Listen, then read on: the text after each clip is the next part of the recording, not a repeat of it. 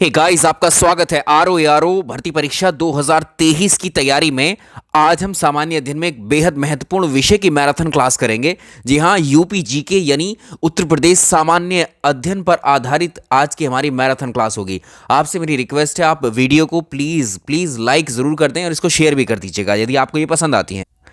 इन marathon classes पर at least आप अपना रिस्पॉन्स थोड़ा अच्छा दीजिए। बस आपको लाइक एंड शेयर ही करना है ताकि मैं आपको रेगुलरली इन मैराथन क्लासेस को प्रोवाइड करा सकें हम आपको।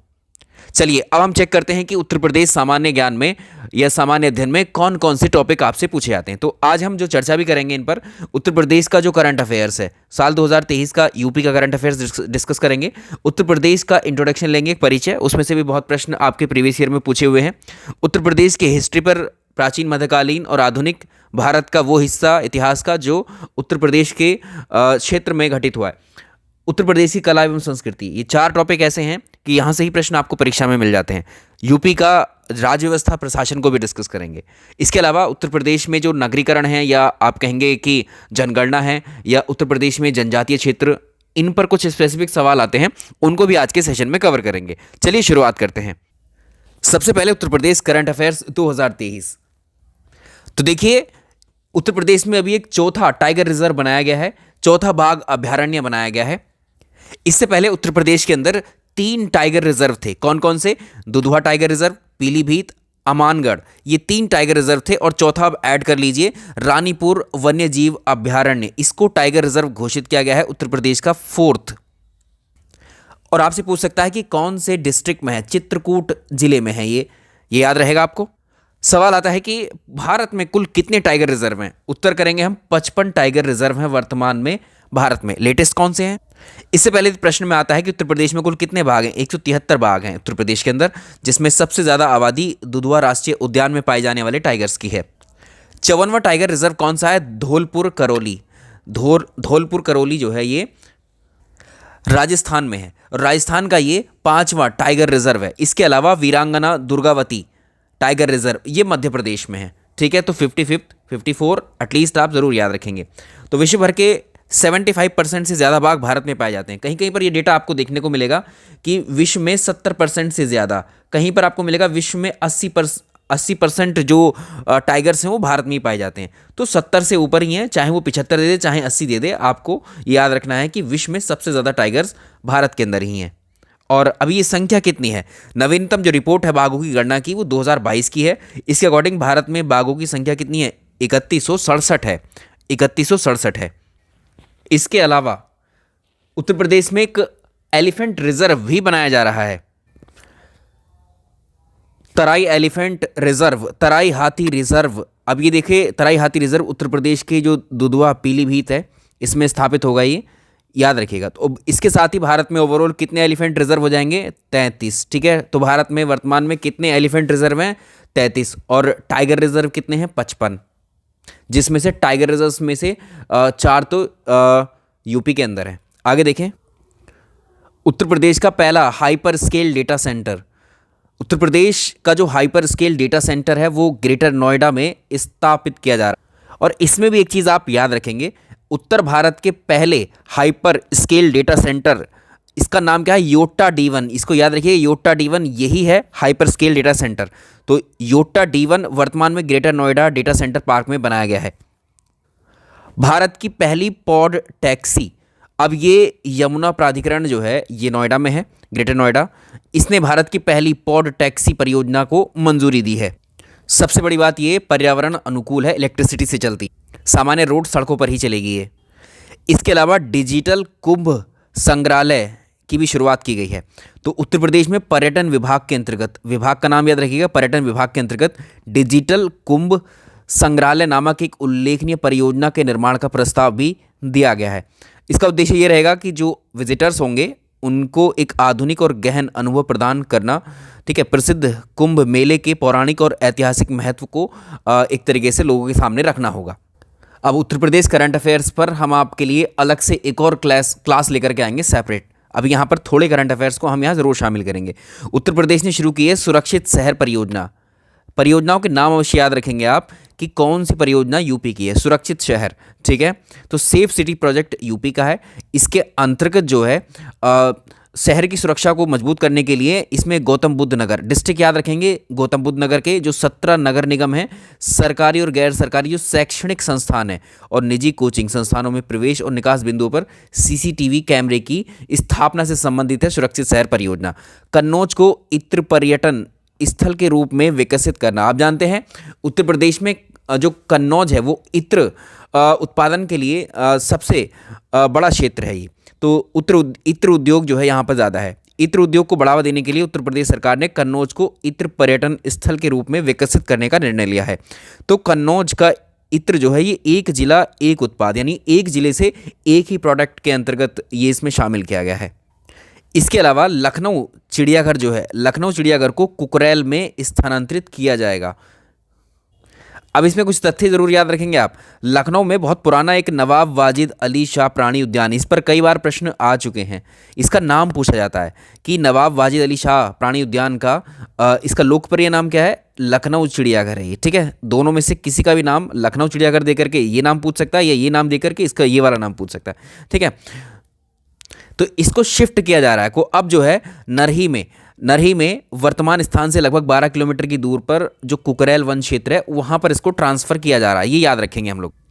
इसके अलावा यूपी का पहला प्राकृतिक इतिहास संग्रहालय यूपी का पहला है, तो ये आ सकता है प्रश्न। तो उत्तर प्रदेश में जो लखनऊ चिड़ियाघर है उसके परिसर में एक प्राकृतिक इतिहास संग्रहालय बन रहा है, ठीक है। इस संग्रहालय में लाखों साल पहले मौजूद पक्षी और जानवरों की जो विलुप्त और लुप्तप्राय प्रजाति हैं उनके बारे में यहाँ पर जानकारी दी। अगला देखिए, मेजर ध्यानचंद विजय पथ योजना। अब उत्तर प्रदेश सरकार ने मेजर ध्यानचंद विजय पथ योजना शुरू की है। इसके तहत 19 अंतर्राष्ट्रीय खिलाड़ियों को उनके घरों तक सड़क की कनेक्टिविटी दी जाएगी। देखिए कितनी बढ़िया परियोजना है, इसको याद रखेंगे। और इसमें याद रखेंगे कितने अंतर्राष्ट्रीय प्लेयर्स हैं इसमें? 19 हैं, ठीक है। 19 अंतर्राष्ट्रीय खिलाड़ी इसमें शामिल हैं। बाद में सूची में और अधिक खिलाड़ियों को जोड़े जाने की, मतलब इसमें प्लस भी हो सकते हैं, और ठीक है। अब इसमें कौन कौन शामिल है? भारतीय क्रिकेटर हैं, भुवनेश्वर कुमार का नाम है इसमें, प्रवीण कुमार का, पीयूष चावला और मोहम्मद कैफ। चलिए यहाँ तक यूपी का करंट अफेयर्स हुआ। अब हम उत्तर प्रदेश का एक परिचय देखते हैं। सामान्य परिचय क्या है? मैंने आपसे कहा है कि करंट अफेयर्स का जो सेशन है हम अलग से सेपरेटली लेके आएंगे यूपी जीके का, वो आपकी परीक्षा से पहले आपको मिल जाएगा। तो इसमें अब देखिए, सबसे पहले हम भारत जो देश है हमारा उससे कंपैरिजन करेंगे उत्तर प्रदेश का, ठीक है, क्योंकि कंपैरिजन पर आधारित भी प्रश्न इसमें आ जाते हैं।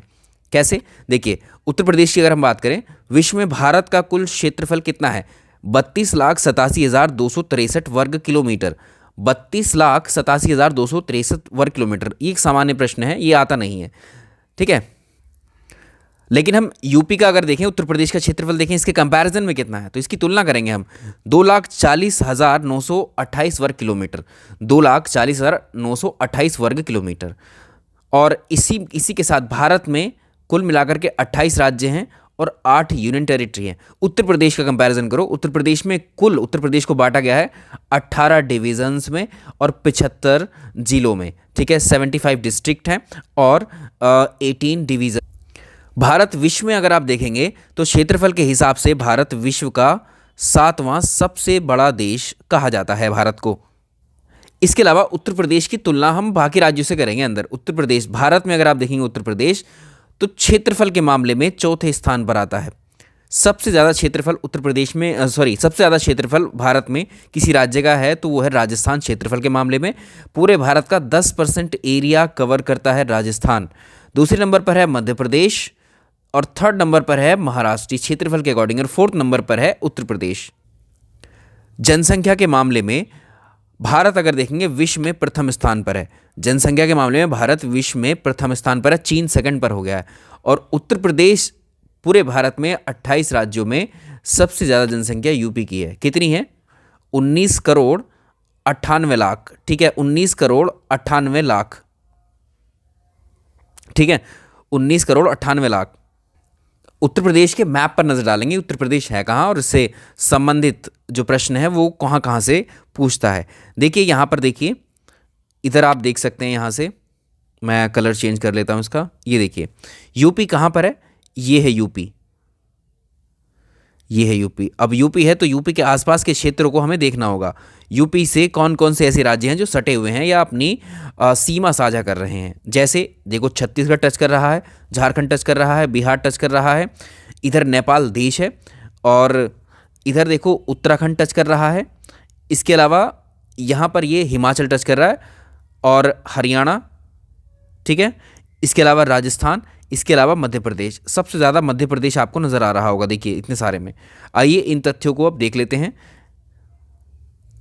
कुछ और भी देख लीजिए। अब ये है यूपी वाला मैप एक्चुअल। उस मैप को अगर आप जूम करके देखेंगे तो एक सबसे ऊपर ये आपको जिला दिख रहा होगा सहारनपुर, एक यहाँ जिला दिख रहा होगा शामली, ठीक है। इधर आप आएँ, इधर दिख रहा होगा बलिया, ठीक है। इधर आपको ललितपुर, इधर सोनभद्र। इनके बारे में बात करते हैं, ये इंपॉर्टेंट एरियाज़ हैं और यहाँ से प्रश्न आते हैं। अब देखो यूपी की हम बात कर रहे हैं। यूपी की स्थापना कब हुई थी? यूपी की स्थापना हुई थी 24 जनवरी 1950 को, और उत्तर प्रदेश का जो स्थापना दिवस है वो 24 जनवरी को सेलिब्रेट किया जाता है। इसके अलावा उत्तर प्रदेश का राज्य का पुनर्गठन हुआ था 1 नवंबर 1956 को, और उत्तर प्रदेश का विभाजन हुआ था 9 नवंबर वर्ष 2000 को। विभाजन का मतलब है उत्तर प्रदेश के कुछ 13 पहाड़ी जिलों को हटा करके क्या किया गया था, एक अलग ही राज्य बनाया गया था, उत्तराखंड। तो जब उत्तराखंड को क्रिएट किया गया यूपी से काट करके, तो वो 27वां राज्य बना था। उत्तराखंड का शुरू में नाम उत्तराखंड नहीं था, जब उसे क्रिएट किया गया वर्ष 2000 में तो उसका नाम उत्तरांचल था। 6 साल बाद उसका नाम में परिवर्तन किया गया, ठीक है। तो 2006 तक उसका नाम आपको मिलेगा, देखिए उत्तरांचल। और इसका नया नाम जो वर्तमान में उत्तराखंड है, ये इसका नया नाम है जो 2007 में इसको मिला था, याद रहेगा। उत्तर प्रदेश के नामकरण पे प्रश्न आते हैं। देखिए वर्ष 1836 में अगर आप देखेंगे अंग्रेज़ों के अधीन इसका जो नाम था उत्तर प्रदेश का, वो था उत्तर पश्चिम प्रांत, नॉर्थ वेस्ट प्रोविंस था ये। और 1877 में इसका नाम चेंज करके उत्तर पश्चिम प्रांत आगरा और अवध किया गया। 1902 में फिर रीनेम किया गया, इसका नाम किया गया संयुक्त प्रांत आगरा और अवध। इसके अलावा 1937 का नाम भी आपसे काफ़ी पूछा गया है। 1937 में इसका नाम संयुक्त प्रांत यूनाइटेड प्रोविंस रखा गया, और 24 जनवरी 1950 को इसको उत्तर प्रदेश कहा जाने लगा। समझ में आ गया? तो ये आप जो देख रहे हैं ये भौगोलिक स्थिति उत्तर प्रदेश की है। तो ये उत्तर प्रदेश का एक्चुअली आपके सामने कुछ ज्योग्राफी है, ठीक है, कुछ हिस्सा ज्योग्राफी का है ये उत्तर प्रदेश की। उत्तर प्रदेश की राजधानी शुरुआत में अगर हम देखेंगे, पहले उत्तर प्रदेश की राजधानी जो थी वो 1836 से 1858 के बीच में आगरा हुआ करती थी। उसके बाद प्रयागराज यानी इलाहाबाद को बनाया गया 1858 से लेकर 1921 तक, और 1921 के बाद वर्तमान में लखनऊ उत्तर प्रदेश की राजधानी है। अब देखो हमने पूर्वी जिले देखे थे, ठीक है, पूर्वी पश्चिमी या कुछ जिलों के नाम आपको मैंने बताए थे कि इन जिलों पर ज़्यादा प्रश्न आते हैं। अब देखो यहाँ पर आ जाओ, ये यूपी का ब्लैंक मैप देख रहे हैं हम। तो यहाँ पर हमने आपको बताया ये क्या है, सहारनपुर। ये सहारनपुर उत्तर प्रदेश का सबसे उत्तरी जिला है। शामली ये सबसे पश्चिमी जिला है। इसके अलावा यहाँ पर आओ, इसके अलावा बलिया सबसे पूर्वी जिला है। इसके अलावा सोनभद्र सबसे दक्षिणी जिला है यूपी का। ललितपुर नहीं है सबसे दक्षिणी, याद रखिएगा ये ललितपुर है, ठीक है। तो फैक्ट यहाँ पर देख सकते हैं आप, सबसे पूर्वी जिला बलिया उत्तर प्रदेश का, सबसे पश्चिमी जिला शामली, सबसे उत्तरी जिला सहारनपुर और दक्षिणी जिला सोनभद्र रहेगा। भारत में ऐसा स्थान जहाँ पर सबसे ज़्यादा वर्षा होती है तो ये गोरखपुर है। न्यूनतम वर्षा वाला मथुरा है। और भारत में सर्वाधिक राज्यों की सीमाएं स्पर्श करने वाला, भारत में अगर आप देखोगे सबसे ज़्यादा अधिक राज्यों की सीमाएं स्पर्श करने वाला राज्य वो उत्तर प्रदेश ही है। कौन कौन से हैं ये राज्य, अब इनको भी देख लीजिए। यहाँ पर हमने अभी आपको डिस्कस किया ही था, वैसे ये फिर से देख लीजिए एक बार। इसमें देखें, यहाँ पर देखिए उत्तराखंड 1, हिमाचल प्रदेश 2, नंबर 3 हरियाणा, नंबर 4 दिल्ली। दिल्ली वैसे यूटी है, ठीक है। 5वां है राजस्थान, 6ठा है मध्य प्रदेश, 7वां है छत्तीसगढ़, इसके अलावा 8वां है झारखंड और ये बिहार। तो उत्तर प्रदेश की सीमा से लगे हुए राज्यों की अगर हम बात करेंगे तो 8 राज्य हैं। हरियाणा भी है, राजस्थान है, मध्य प्रदेश है, छत्तीसगढ़, बिहार, झारखंड, उत्तराखंड, हिमाचल प्रदेश और एक यूटी है। कुल मिलाकर के आपसे पूछेगा उत्तर प्रदेश को टच करने वाले राज्य एवं यूटी की कुल संख्या कितनी है, तो 9 हो जाएंगे कुल। राज्य और यूटी को एक साथ पूछेगा, और खाली राज्य पूछेगा तो 8 देने हैं और एक यूनियन टेरिटरी है। इसके अलावा उत्तर प्रदेश का ऐसा जिला आपको बताना है जो सबसे ज़्यादा राज्यों की सीमा को टच करता है। सोनभद्र जिला, देखिए जो सोनभद्र है, एक सेकेंड, जो सोनभद्र जिला है सोनभद्र जिला 4 राज्यों की सीमाओं को टच करता है, ठीक है। 4 राज्यों की कौन कौन सी? एक तो देखो बिहार, झारखंड, छत्तीसगढ़, मध्य प्रदेश। बिहार, झारखंड, छत्तीसगढ़, मध्य प्रदेश, इनकी बाउंड्री को टच करता है सोनभद्र। अब उत्तर प्रदेश का एकमात्र जिला ऐसा कौन सा है जो झारखंड की सीमा से लगता है? वो भी सोनभद्र ही है, ठीक है। यहाँ से बहुत प्रश्न आते हैं, इस पर एक प्रश्न ज़रूर आएगा, आपको देख लेना। यहाँ से आता भी है, देख ली, प्रीवियस ईयर पेपर आप देखेंगे तो वहाँ पा लेंगे आप।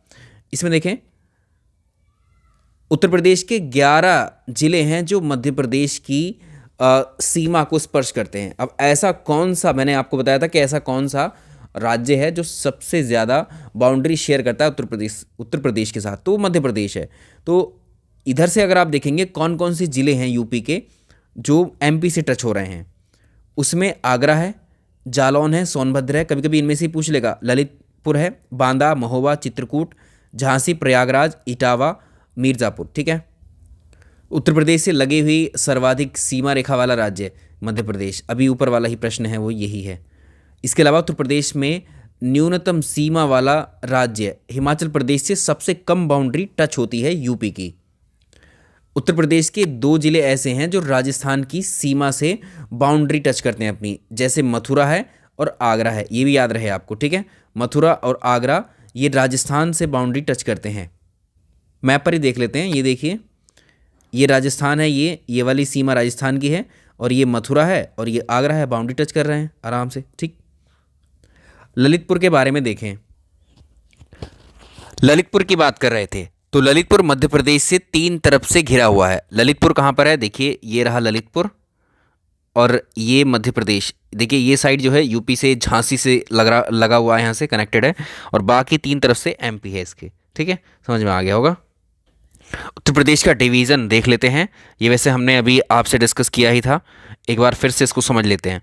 तो देखिए, उत्तर प्रदेश में मंडलों की संख्या, डिवीजन्स, तो डिवीजन्स बड़े क्षेत्र हैं, उत्तर प्रदेश को बड़ा राज्य है तो 18 डिवीजन्स में इसको बांटा गया है। और याद रखिएगा कि एक एक डिवीज़न में किसी में 5 जिले हो सकते हैं, किसी में 6, किसी में 4, किसी में 3 ऐसे। तो सबसे बड़े मंडल, तो ऐसे मंडल कौन कौन से हैं जिनमें 6-6 जिले हैं? तो कानपुर एक डिवीज़न है, इसमें 6 जिले आते हैं। लखनऊ एक डिवीज़न है, इसमें 6 जिले आते हैं। मेरठ एक डिवीज़न है, इसमें 6 जिले आते हैं। तो ये सबसे बड़े मंडल हैं। सबसे बड़े मंडल का मतलब ये ऐसे मंडल हैं जिनमें सर्वाधिक 6-6 जिले आते हैं। अब देखो, भारत को हमने देखा, इंडिया को डिवाइड किया गया है प्रशासन की दृष्टि से 28 राज्यों में, फिर उसमें उत्तर प्रदेश एक राज्य है। उत्तर प्रदेश को 18 डिवीज़न्स में बांटा गया है, और इन 18 डिवीज़न्स को 75 जिलों में बांटा गया है, और इन 75 जिलों को 350 तहसीलों में बांटा गया है, और तहसीलों को फिर ब्लॉक और गाँवों में विभाजित किया गया है, ठीक है। कभी कभी प्रश्न आ जाता है यहाँ से भी। देखिए, उत्तर प्रदेश में जिलों की संख्या कितनी है? 75 है, और 75वां जिला आपसे पूछ सकता है संभल। और उत्तर प्रदेश में तहसीलों की संख्या 350। उत्तर प्रदेश में सबसे ज़्यादा तहसीलें कहाँ पर हैं? प्रयागराज के अंदर 8 तहसीलें हैं, ठीक है, 8 तहसीलें। तो ये प्रश्न बन सकते हैं कभी कभी यहाँ से ऐसे। उत्तर प्रदेश में अब हम बात करेंगे, देखिए उत्तर प्रदेश का ये जो सिंबल है, ये राज्य के चिन्ह है, स्टेट एम्बलम है एक तरीके से ये। इसमें क्या क्या शामिल है? इसमें उत्तर प्रदेश सरकार लिखा हुआ है, और इसमें आप एक धनुष देख रहे होंगे, एक धनुष है, फिर तीर है उसमें लगा हुआ, ठीक है। और एक ये ब्लैक कलर में जो दिख रही हैं, ये गंगा यमुना का संगम दिखाया हुआ है यहाँ पर, ठीक है। और 2 मछलियाँ हैं, तो ये क्वांटिटी आपको याद रखनी, 2 मछलियाँ हैं, बीच में गंगा यमुना की बहती हुई जलधारा संगम दिखा। इसके अलावा देखें, राजकीय पुष्प क्या है यहाँ का? पलास यानी टेंसू है। 2011 में इसको घोषित किया गया था। उत्तर प्रदेश की राजकीय भाषा हिंदी है, 1947 से ही पहली या प्रथम राजभाषा, और 1989 में दूसरी राजभाषा जोड़ी गई उत्तर प्रदेश की, वो है उर्दू। अब यहाँ का राजकीय पशु ये बारहसिंगा है, और राजकीय पक्षी सारस क्रौंच है। वर्तमान में अगर आप देखेंगे, देखिए यहाँ पर आए, उत्तर प्रदेश के वर्तमान मुख्यमंत्री 2023-22 में दोनों में यही है, ठीक है। तो ये लेटेस्ट जो विधानसभा है उसके अकॉर्डिंग है। तो योगी आदित्यनाथ जी हैं, और कार्यकाल में अगर आप देखेंगे तो ये 33वें मुख्यमंत्री है, और व्यक्ति के रूप में 21वें व्यक्ति हैं जो मुख्यमंत्री बने हैं। अब उत्तर प्रदेश के पहले मुख्यमंत्री पंडित गोविंद वल्लभ पंत, उत्तर प्रदेश की प्रथम महिला मुख्यमंत्री सुचेता कृपलानी, उत्तर प्रदेश की द्वितीय महिला मुख्यमंत्री ये सुश्री मायावती जी हैं। उत्तर प्रदेश में सबसे ज़्यादा बार मुख्यमंत्री पद पर रही मायावती जी।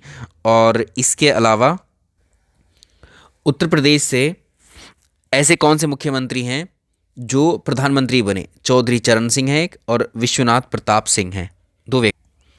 आगे देखें, उत्तर प्रदेश की जो वर्तमान राज्यपाल वो श्रीमती आनंदीबेन पटेल, उत्तर प्रदेश के प्रथम राज्यपाल श्रीमती सरोजिनी नायडू, और उत्तर प्रदेश की पहली महिला राज्यपाल भी यही।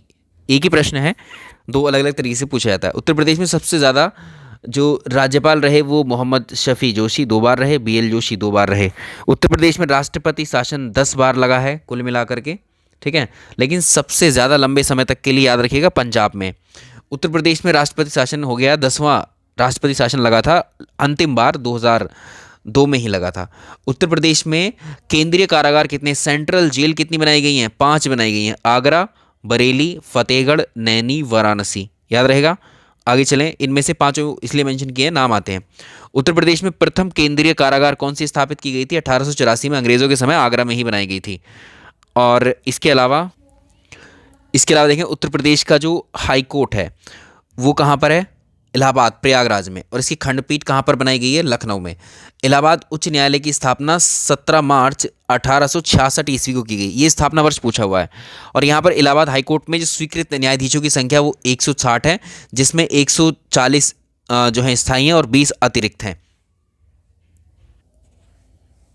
नेक्स्ट देखें, उत्तर प्रदेश का उच्च न्यायालय जो है, जो हाई कोर्ट है उत्तर प्रदेश का, इसके प्रथम मुख्य न्यायाधीश कौन थे? Walter Morgan. अंग्रेजों के समय तो ये थे। स्वतंत्रता के बाद कौन बने? कमलकांत शर्मा। ये भी आता है प्रश्न। उत्तर प्रदेश हाई कोर्ट में वर्तमान न्यायाधीश कौन है? राजेश बिंदल। और उत्तर प्रदेश में प्रथम लोकायुक्त कौन बने? विशंबर दयाल। ये प्रश्न आ चुका है। वर्तमान लोकायुक्त संजय मिश्र हैं। अब इनमें से एक प्रश्न जरूर आता है, ये देखिए, उत्तर प्रदेश का राज्य पिछड़ा वर्ग आयोग का गठन 9 मार्च 1993 में किया गया था। अल्पसंख्यक आयोग उत्तर प्रदेश के वो 1994 में किया गया था। राज्य का मानव अधिकार आयोग 2002 में बनाया गया था। और राज्य आपदा प्रबंधन प्राधिकरण 2005 में बनाया गया था। अगला देखें, उत्तर प्रदेश का प्रथम हिंदी समाचार पत्र बनारस अखबार कहलाता, 1845 में शुरू हुआ था ये।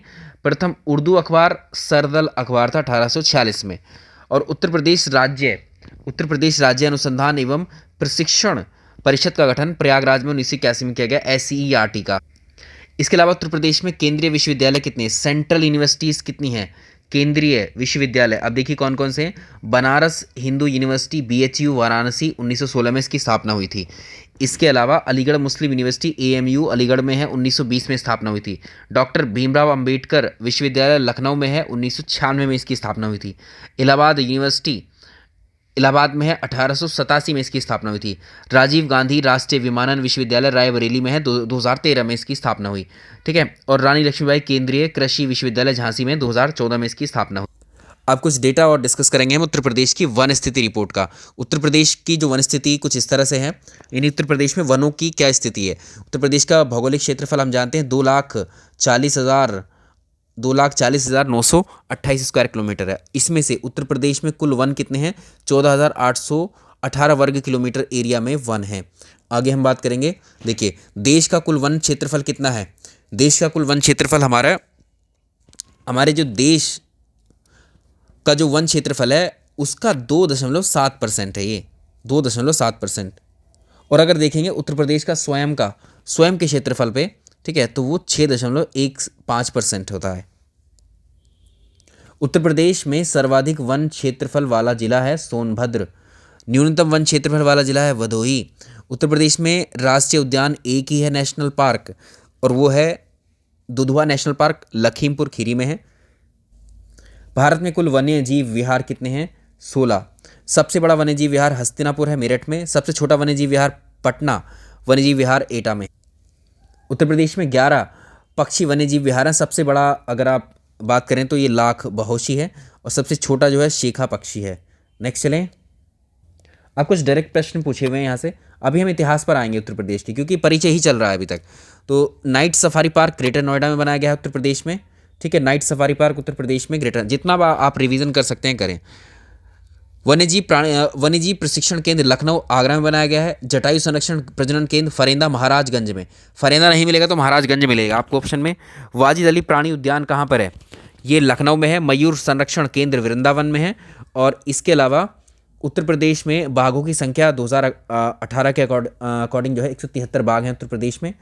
अब देखो इसमें से यहाँ से मार्क करके चलिएगा, मिलान में मैचिंग में प्रश्न आपको पूछता है यहाँ से।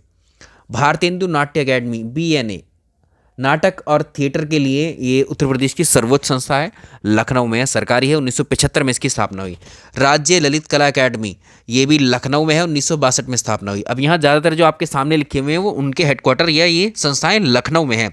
उत्तर प्रदेश संगीत नाटक अकेडमी है, राष्ट्रीय कथक संस्थान है, भारत कला भवन है, उत्तर प्रदेश चलचित्र निगम है, जनजाति एवं लोक कला संस्कृति संस्थान है, भातखंडे, तो भारतेंदु और भातखंडे दोनों लखनऊ में है और ये सारे लखनऊ में हैं। ठीक है, इनके स्थापना वर्ष जरूर याद रखें आप अगर पॉसिबल है तो। राष्ट्रीय हिंदी संग्रहालय, अब राष्ट्रीय हिंदी जो संग्रहालय है वो आगरा में है, याद रहेगा। आगे चलते हैं, कुछ और संस्थानों की बात कर लेते हैं। अब देखो उत्तर प्रदेश में ही नॉलेज पार्क बनाया गया। नॉलेज पार्क में बहुत सारे इंस्टीट्यूट हैं, इंजीनियरिंग कॉलेजेस हैं, तो ये ग्रेटर नोएडा में है। ठीक है, तो ग्रेटर नोएडा को बोलते हैं नॉलेज पार्क है, उसी के अंदर है। साइंस पार्क बोलते हैं गाजियाबाद को, लेदर पार्क कानपुर, लेदर के कार्य के लिए। इलेक्ट्रॉनिक सिटी भी ग्रेटर नोएडा है, निर्माणाधीन है ये भी। सूचना प्रौद्योगिकी पार्क ये ग्रेटर नोएडा में। अगर आपसे पूछे नोएडा इलेक्ट्रॉनिक सिटी के नाम से एक मेट्रो स्टेशन भी है, याद रहेगा। ठीक है, आगे देखें, सूचना प्रौद्योगिकी पार्क ग्रेटर नोएडा में है और देश का प्रथम वाईफाई स्मारक ताजमहल। ठीक है, और प्रथम जैव प्रौद्योगिकी पार्क लखनऊ में है। इसके अलावा सेकंड जैव प्रौद्योगिकी पार्क ग्रेटर नोएडा में बनेगा। प्रथम DNA बैंक लखनऊ में है। अब देखिए संस्थान, यहाँ देखो इंपॉर्टेंट संस्थान है, यहाँ से प्रश्न आता ही आता है आपको। तो इसमें जैसे भारतीय दलहन अनुसंधान संस्थान है, दालों वाला अनुसंधान संस्थान। ठीक है, पल्सिस रिसर्च सेंटर वो कानपुर में है। राष्ट्रीय गन्ना अनुसंधान संस्थान लखनऊ में है। अब इसमें केंद्रीय पक्षी अनुसंधान संस्थान इज्जत नगर बरेली में है, इंपॉर्टेंट आ चुका है। राष्ट्रीय, ये तो ऊपर के सारे आए हैं। चीनी अनुसंधान संस्थान कानपुर में है। राष्ट्रीय कृषि वानिकी अनुसंधान झांसी में है। केंद्रीय औषधि अनुसंधान संस्थान लखनऊ में है। राष्ट्रीय वनस्पति अनुसंधान लखनऊ में है। ये आपको सारे याद रखने हैं। राष्ट्रीय विष अनुसंधान संस्थान लखनऊ। केंद्रीय बकरी अनुसंधान, बकरी वाला आ चुका है मथुरा में। गोविंद वल्लभ पंत सामाजिक विज्ञान संस्थान ये कहाँ पर है, प्रयागराज। उत्तर प्रदेश वन स्थिति रिपोर्ट पर नज़र डाल लेते हैं, करंट अफेयर्स का ही भाग है आखिरकार ये हमारे यूपी के। तो इसमें आप देखें तो राष्ट्रीय वन नीति 1988 में आई थी। ठीक है, ओवरऑल पूरे भारत के लिए। उसके अकॉर्डिंग ये तय किया गया था कि भारत के कुल भौगोलिक क्षेत्रफल के 1/3 हिस्से पर या 1/3 हिस्से पर या 33.33% पर वन होने ज़रूरी हैं। ठीक है, तो उसी के लिए बहुत सारे प्रयास भी किए जाते हैं, वन लगाए जाते हैं, पेड़ पौधे वृक्ष लगाए जाते हैं। तो भारत वन स्थिति रिपोर्ट जो 2021 वाली लेटेस्ट डेटा है वो हमारे पास, तो इसके अकॉर्डिंग पूरे भारत में 24.62% एरिया पर भारत के वन हैं। और इसमें इसे हमें यूपी में देखना है कितने हैं। यूपी में कितना है, तो यूपी का क्षेत्रफल है 2,40,928 स्क्वायर किलोमीटर। ये क्षेत्रफल मैं बार बार आपको इसलिए याद दिला रहा हूँ, कभी कभी प्रश्नों में दे देता है, बहुत सारे ऑप्शन ऐसे ही बना देगा कि उत्तर प्रदेश का एग्जैक्ट क्षेत्रफल कितना है। ठीक है, तो उत्तर प्रदेश में वन क्षेत्रफल, अब इसमें से 2,40,928 किलोमीटर में से 14,817 किलोमीटर एरिया पर भारत में उत्तर प्रदेश के अंतर्गत वन आते हैं, जो होता है 6.15% का यूपी के कुल एरिया में। अब यहाँ पर हिसाब किताब लगाते हैं। देखिए उत्तर प्रदेश में फॉरेस्ट कवर और ट्री कवर, हमने बताया फॉरेस्ट होंगे जितने घने जंगल होंगे वो, एक साथ बहुत सारे पेड़ पौधे वृक्ष समूह मिलेगा तो जंगल में आ जाएगा। ठीक है, बहुत विस्तृत एरिया में, तो ये है 6.15% वन है इतने। वृक्षावरण जो सड़कों के किनारे पेड़ होते हैं, डिवाइडर पे होते हैं, आपके घरों में, पार्कों में, कहीं पर भी वो होते हैं वृक्षावरण या ट्री कवर। वो है कितना यूपी में, 7,421 स्क्वायर किलोमीटर। ये बैठता है 3.08%। ठीक है, कुल मिला लोगे अगर इन दोनों को ऐड कर लोगे, ठीक है, तो कितना हो जाएगा, अगर यूपी में पूछेगा total forest cover and tree cover, तो ये हो जाएगा 22,239 स्क्वायर किलोमीटर और ये परसेंटेज में 9.23% आ जाएगा। आगे चलें, देखिए आगे देखें उत्तर प्रदेश में वन क्षेत्रफल में वृद्धि कितनी हुई है। 2019 के 21 के मुकाबले 12 वर्ग किलोमीटर एरिया पर जंगल बढ़ गए हैं। उत्तर प्रदेश में झाड़ियों का क्षेत्रफल कितना है, 0.23%। अब दुधवा नेशनल पार्क लखीमपुर खीरी में है, ये तो आपको पता है। इसमें पीलीभीत टाइगर रिजर्व देखिए पीलीभीत, लखीमपुर, बहराइच तीनों में है मिलकर के। अमानगढ़ टाइगर रिजर्व 2012 में बनाया गया था इसको, ये बिजनौर में है। ठीक है, ये भी हमने 3 नाम भी देखे थे वहाँ। कुछ और भी याद रख सकते हैं इसमें, जैसे शेखा झील पक्षी विहार 2016 में बनाया गया, इसको अलीगढ़ में है ये। और चांद खमरिया कृष्ण मृग आरक्षित वन क्षेत्र पक्षी विहार है, ये भी प्रयागराज के अंदर है। आगे बात कर लेते हैं कुछ। तो 2022 में उत्तर प्रदेश में अगर आप देखोगे, इसमें केंद्रीय प्रदूषण नियंत्रण जो बोर्ड है उसकी एक रिपोर्ट आई 2022 की। हालांकि 2023 की भी होगी, इसमें पहले 2022 वाला देख लेते हैं। तो इसमें 10 सर्वाधिक प्रदूषित शहरों में उत्तर प्रदेश के 9 शहर शामिल थे इसमें, तो सबसे ज़्यादा प्रदूषित में। तो ये इसमें कौन कौन से हैं देख लीजिए यहाँ पर। घाटम, जो कानपुर में घाटम नगर है, दूसरा जौनपुर है, वाराणसी है, ये सर्वाधिक प्रदूषित। तो इसमें देखें। और ब्रह्मोस मिसाइल निर्माण केंद्र, अब ये प्रश्न तो आ सकता है कभी भी, क्योंकि यूपी में बनाया जा रहा है तो यूपी के लिए पूछ सकता है। लखनऊ का जो हरौनी गांव है, यहाँ पर स्थापित किया जा रहा है, लखनऊ में ये। ठीक है, और ब्रह्मोस मिसाइल का निर्माण भारत और रशिया ने मिलकर किया था पहले, और भारतीय सेना में इसको 2016 में शामिल किया गया था ब्रह्मोस। इसके अलावा प्लास्टिक पार्क गोरखपुर में स्थापित किया जा रहा है। गोरखपुर औद्योगिक विकास प्राधिकरण को हम बोलते हैं गीडा। ठीक है, गोरखपुर इंडस्ट्रियल डेवलपमेंट अथॉरिटी, जैसे नोएडा है वैसे ही गीडा है, नोएडा की तर्ज पर ही इसको डेवलप किया जा रहा है। 52 एकड़ क्षेत्रफल में गोरखपुर के, यहाँ पर प्लास्टिक पार्क की स्थापना की जा रही है, यानी प्लास्टिक के खिलौने जो बनते हैं वो यहाँ पर बनाए जाएंगे, उसके इंडस्ट्रीज़ यहाँ पर लगेंगे। कभी पिछले प्रश्नों में पूछ ले तो आप याद रखिएगा, उत्तर प्रदेश के 4 स्थल हैं जहाँ पर 75वीं वर्षगांठ मनाई गई थी अमृत महोत्सव आज़ादी का 2022 में। तो उत्तर प्रदेश के 4 स्थल थे, काकोरी, शहीद स्मारक बलिया का, और झांसी का। अब इतनी सारी जानकारी हो गई हमारी, करंट अफेयर्स भी देख लिया हमने, कुछ कुछ ज्योग्राफी का हिस्सा भी देख लिया हमने। अब हम इसके देखेंगे उत्तर प्रदेश के इतिहास को। ठीक है, तो प्राचीन काल में उत्तर प्रदेश को जो नाम दिया गया था वो प्राचीन काल का मध्य देश था। ठीक है, ये याद रखेंगे। अब इसमें 3 सेक्शन हम डिवाइड करते हैं, जैसे भारत के करते हैं, ऐसे ही प्राचीन काल, मध्यकालीन भाग, आधुनिक काल। इसमें प्रागैतिहासिक काल, आदि ऐतिहासिक काल और ऐतिहासिक काल तीनों में डिवाइड कर लेंगे। ये प्राचीन भारत के हिस्से हैं तीनों। ठीक है, ये प्राचीन भारत के हिस्से हैं। चलिए, कुछ महत्वपूर्ण स्थल हैं यहाँ पर जो हमें याद रखेंगे। उत्तर प्रदेश के प्रागैतिहासिक काल के समय की बात है ये। तो इसमें जो महत्वपूर्ण स्थल है, जैसे बेलन घाटी। बेलन घाटी कहाँ पर है ये? देखिए, उत्तर प्रदेश का हिस्सा है बेलन घाटी, और बेलन घाटी उत्तर प्रदेश का पुरापाषाण काल का स्थल है ये। कहाँ पर है बेलन घाटी? प्रयागराज में। कभी कभी पूछ लेता है कि कहाँ पर है और इसमें से क्या क्या वो पाए गए हैं। तो बेलन घाटी की यदि हम बात करें, बेलन घाटी टोंस की सहायक नदी है, और टोंस नदी ऑलरेडी गंगा की सहायक नदी है। अब देखो, उत्तर प्रदेश में बहने वाली नदियाँ हैं सोनभद्र, मिर्ज़ापुर, प्रयागराज से। बेलन घाटी ये जो साइट थी, इसकी खोज किसने की थी इस स्थल की? प्रोफेसर GR शर्मा ने। प्रश्न आता है, इलाहाबाद विश्वविद्यालय के प्रोफेसर थे। बेलन घाटी में, यहाँ पर उत्तर प्रदेश में प्रयागराज में जो बेलन घाटी, यहाँ से मातृ देवी की मूर्ति प्राप्त हुई थी। अस्थियों से निर्मित थी, हड्डियों से बनी हुई थी। ठीक है, तो बेलन घाटी के जो निवासी थे उनके द्वारा प्रयोग किए गए जो पत्थर थे, इन पत्थरों के नाम या औजार हमने देखे भी थे, क्वार्ट्जाइट और फलक थे। इसके अलावा सिंगरौली एक जगह और है, सिंगरौली उत्तर प्रदेश का, ये भी पुरापाषाण कालीन स्थल है, ये सोनभद्र में है। चकिया कहाँ पर है? चंदौली में। चा से चकिया, चा से चंदौली। अब ये सिंगरौली सोनभद्र। उत्तर प्रदेश के मध्यपाषाण काल के देखो, मध्यपाषाण काल की साइट कौन कौन सी हैं इसमें? सराय नाहरराय। अब देखो, 3 है प्रतापगढ़ में, सराय नाहरराय, महादहा, दमदमा, ये तीनों प्रतापगढ़ की हैं। और चौपानी मांडो ये इलाहाबाद के समीप है, मेजा तालुका यहाँ पर स्थित है ये। आगे देखें, अब सराय नाहरराय में कुछ कुछ जो चीज़ें हमें याद रखनी है, वो सराय नाहरराय उत्तर प्रदेश के प्रतापगढ़ में एक तो, और यहाँ मानव के द्वारा जो स्थायी झोंपड़ियाँ बना करके मानव रहता था उसके साक्ष्य यहाँ से मिले हैं। 11 शवाधान मिले हैं, मानव समाधियाँ मिली यहाँ से, यानी शवों का सिर पश्चिम में है और पैर पूरब की तरफ है। पा से पैर, पैर से पूरब, याद रखेंगे, प्रश्न आ जाता है। 8 गर्त चूल्हे भी यहाँ से मिले हैं। महादहा उत्तर प्रदेश के प्रतापगढ़ में है ये भी, और मानव के स्थायी निवास यहाँ से मिलते हैं। और यहाँ पर महादहा से युगल समाधि मिली है। ठीक है, स्त्री और पुरुष को एक साथ दफनाया गया था, ऐसे वहाँ पर साक्ष्य प्राप्त हुए हैं। पशुओं के सींग से बनी हुई कुछ वस्तुएं हैं, जैसे कंठहार है, वर्णाग्र है, आभूषण आदि। दमदमा है, दमदमा भी उत्तर प्रदेश के प्रतापगढ़ में है। यहाँ से 41 समाधान के अवशेष प्राप्त हुए हैं। 5 युगल समाधि मिली हैं, एक समाधि में 3 मानव शव भी मिले हैं। तो कुछ कुछ स्पेसिफिक फीचर्स भी याद रखें। चौपानी मांडो की बात करें, प्रयागराज के मेजा तालुका में है ये, और मिट्टी के बर्तनों का निर्माण यहाँ शुरू हुआ था। तो हस्त निर्मित मृत भांड यानी बर्तनों को बोलते हैं, यहाँ से साक्ष्य प्राप्त हुए हैं। इसके अलावा इसके अलावा यहाँ संसार के सबसे पुरानी मिट्टी के बर्तनों के अवशेष भी मिले हैं। ये प्रश्न आ सकता है कि पुरातात्विक आधार पर मध्य पाषाण काल से नवपाषाण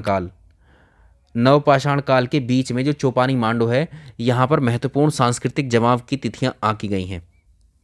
उत्तर प्रदेश के नवपाषाण काल के स्थल कौन कौन से हैं? प्रयागराज में बेलन घाटी में ही देखें, प्रयागराज में कोलडीवा है, महागढ़ा है, पंचो है, लहुरा देव संत कबीर नगर। कोलडीवा एकमात्र ऐसा स्थान है जहां से चावल के साक्ष्य मिले हैं। तो कोलडीवा से 7000 से 6000 ईसा पूर्व धान की खेती के साक्ष्य मिले हैं, याद रहेगा।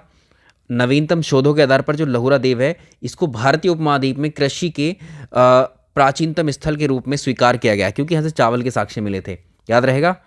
आगे देखेंगे उत्तर प्रदेश का आद्य ऐतिहासिक काल में, देखिए यहाँ पर धातुओं का प्रयोग करना शुरू कर लिया था, यानी तांबे का प्रयोग करना।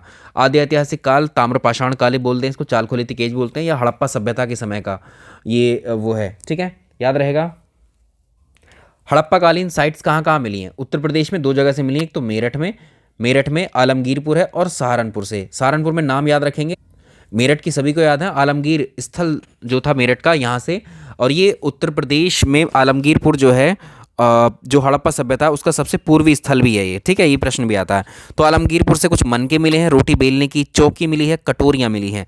मिट्टी के बर्तनों पर गिलहरी की और मोर के चित्र भी प्राप्त हुए हैं, ये याद रखिएगा।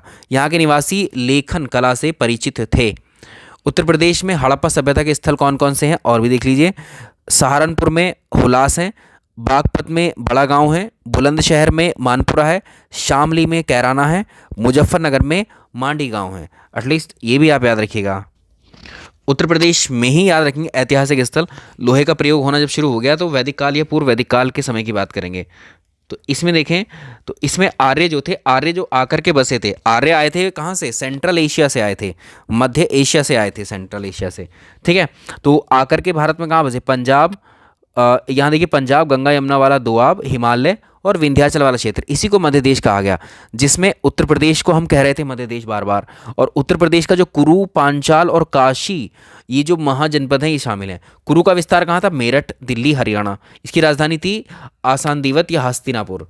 आगे देखिए पांचाल का विस्तार बदायूं, बरेली, फर्रुखाबाद था, और काशी का विस्तार वाराणसी, वर्तमान।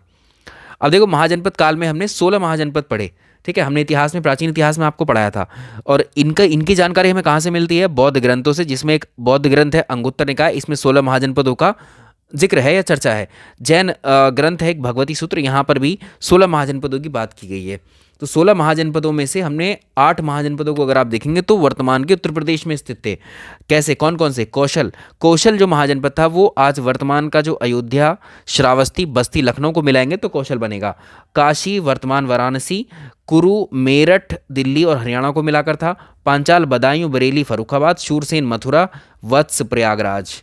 इसके अलावा मल्ल, कुशीनगर, चेदी, बुंदेलखंड क्षेत्र है। अब कौशल जो है, कौशल की राजधानी श्रावस्ती थी जो राप्ती नदी के किनारे पर थी। ऐसे प्रश्न आते हैं इसमें से, भूलिए। प्राचीन भारत में उत्तर प्रदेश में स्थित महाजनपद, अब देखो इनकी राजधानियां यहाँ पर लिखी हैं, राजधानी याद कर सकते हैं आप। काशी की राजधानी वाराणसी, कुरु की राजधानी इंद्रप्रस्थ, पांचाल की राजधानी उत्तरी इसमें 2 राजधानियां थी, पांचाल की, उत्तरी पांचाल की अहिक्षेत्र, ये पूछता है, जो कि बरेली है वर्तमान की। वर्तमान बरेली को पहले अहिक्षेत्र बोला गया था महाजनपद के काल में। दक्षिणी पांचाल की राजधानी काम्पिले, जो बदायूं और फर्रुखाबाद वाला एरिया है। वत्स की राजधानी कौशाम्बी है। और मल्ल की अब देखें, इसमें देखिए तो मल्ल की राजधानी कहाँ गया? ठीक है, मल्ल की कुशीनारा और पावा, और कौशल की राजधानी श्रावस्ती, चेदी की शुक्तिमती, सूरसेन की मथुरा आ सकता है। तो उत्तर प्रदेश में बौद्ध धर्म के बारे में हम बात कर लेते हैं। देखिए बुद्धिज्म, अभी हिस्ट्री ही चल रहा है, तो इसमें 6वीं शताब्दी ईसा पूर्व में वर्तमान उत्तर प्रदेश में 7 गणराज्य हुआ करते थे बुद्धिज्म के समय। शाक्य, कौल्य, मौर्य, कुशीनगर के मल्ल, पावा के मल्ल, मग, कलाम, ये सब 7 गणराज्य थे उत्तर प्रदेश में बुद्धिज्म के टाइम। अब देखो यहाँ से प्रश्न पूछ लेता है, गौतम बुद्ध कहाँ के थे? शाक्य गणराज्य के राजकुमार थे। अब इसमें से पूछ लेगा, गौतम बुद्ध के पिता शुद्धोधन जो कपिलवस्तु जगह थी, कपिलवस्तु में शाक्य गणराज्य के प्रधान थे। और वर्तमान के कहाँ पर है ये? वर्तमान का जो सिद्धार्थनगर जिला है वहाँ पर है, इसीलिए पूछा जाएगा। गौतम बुद्ध ने अपना पहला उपदेश ऋषिपत्तनम में दिया था, या मृगदाव में वन में दिया था, या सारनाथ में? सारनाथ वर्तमान में कहाँ है? वर्तमान के वाराणसी में। देखो बहुत ही समग्र करके लिखा गया है आपको, ताकि कुछ भी आपका फैक्ट इधर उधर ना हो। कौशल की राजधानी श्रावस्ती में गौतम बुद्ध ने सर्वाधिक उपदेश दिए थे। ठीक है, समझ में आ गया। श्रावस्ती में डाकू अंगुलीमाल नामक जो डाकू था, उसकी कहानी आपने बचपन में किताबों में पढ़ी होंगी, सुनी होंगी टीचर से। तो डाकू अंगुलीमाल को जो है अपना शिष्य श्रावस्ती में ही बनाया था बुद्ध ने।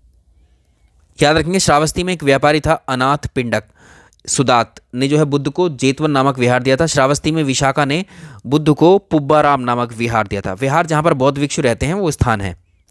तो जहाँ गौतम बुद्ध जहाँ जाते थे अपने उनके लिए उपदेशों के लिए, तो जहाँ जहाँ जाते थे वहाँ के लोकल एरिया के जो क्षेत्रीय राजा थे हुआ करते थे, वो उनको बना करके दिया करते थे विहार रहने के लिए, भेंट में दिया करते थे। ठीक है, आगे देखें। प्रसेनजीत गौतम बुद्ध के अनुयायी हुए और बौद्ध संघ को राजक राम और मल्लिक राम नामक विहार दान में दिए गए। मल गढ़राज्य जो कुशीनगर देवरिया वाला हिस्सा है ये, और इसमें अगर हम बात करेंगे दो राजधानियाँ थी, कुशीनारा और कुशीनगर, एक ही नाम था ये, और दूसरी पावा। तो गौतम बुद्ध का जो निधन हुआ था 483 BC में हुआ था, वैशाख पूर्णिमा के दिन 80 वर्ष की आयु में, कुशीनगर। तो बुद्ध की अगर आप देखेंगे अस्थियों पर स्तूप बनाए गए, जिसमें 8 स्तूप बनाए गए, जिसमें से 4 तो उत्तर प्रदेश में ही हैं। कहाँ कहाँ पर हैं ये भी देख लीजिए। ठीक है, कपिलवस्तु कुशीनगर, रामाग्राम, पावा। ठीक है, उत्तर प्रदेश के बौद्ध स्थल देखिए, आर्ट एंड कल्चर का हिस्सा है, वैसे आपको यहाँ पढ़ना चाहिए, इसको याद रखना चाहिए। कपिलवस्तु वर्तमान सिद्धार्थनगर में है, बुद्ध के पिता यहाँ के शासक थे। सारनाथ वर्तमान जो वाराणसी है उसमें है, बुद्ध ने अपना पहला उपदेश यहीं पर दिया था, और बुद्ध ने बौद्ध संघ को भी यहाँ पर बनाया था। आगे कुशीनारा वर्तमान कुशीनगर देवरिया में है, बुद्ध के परिनिर्वाण यहाँ पर हुआ था। आगे हम बात करेंगे श्रावस्ती, बुद्ध ने सबसे ज़्यादा उपदेश यहाँ दिए। रामग्राम वर्तमान का जो गोरखपुर का रामगढ़ है वहाँ पर है।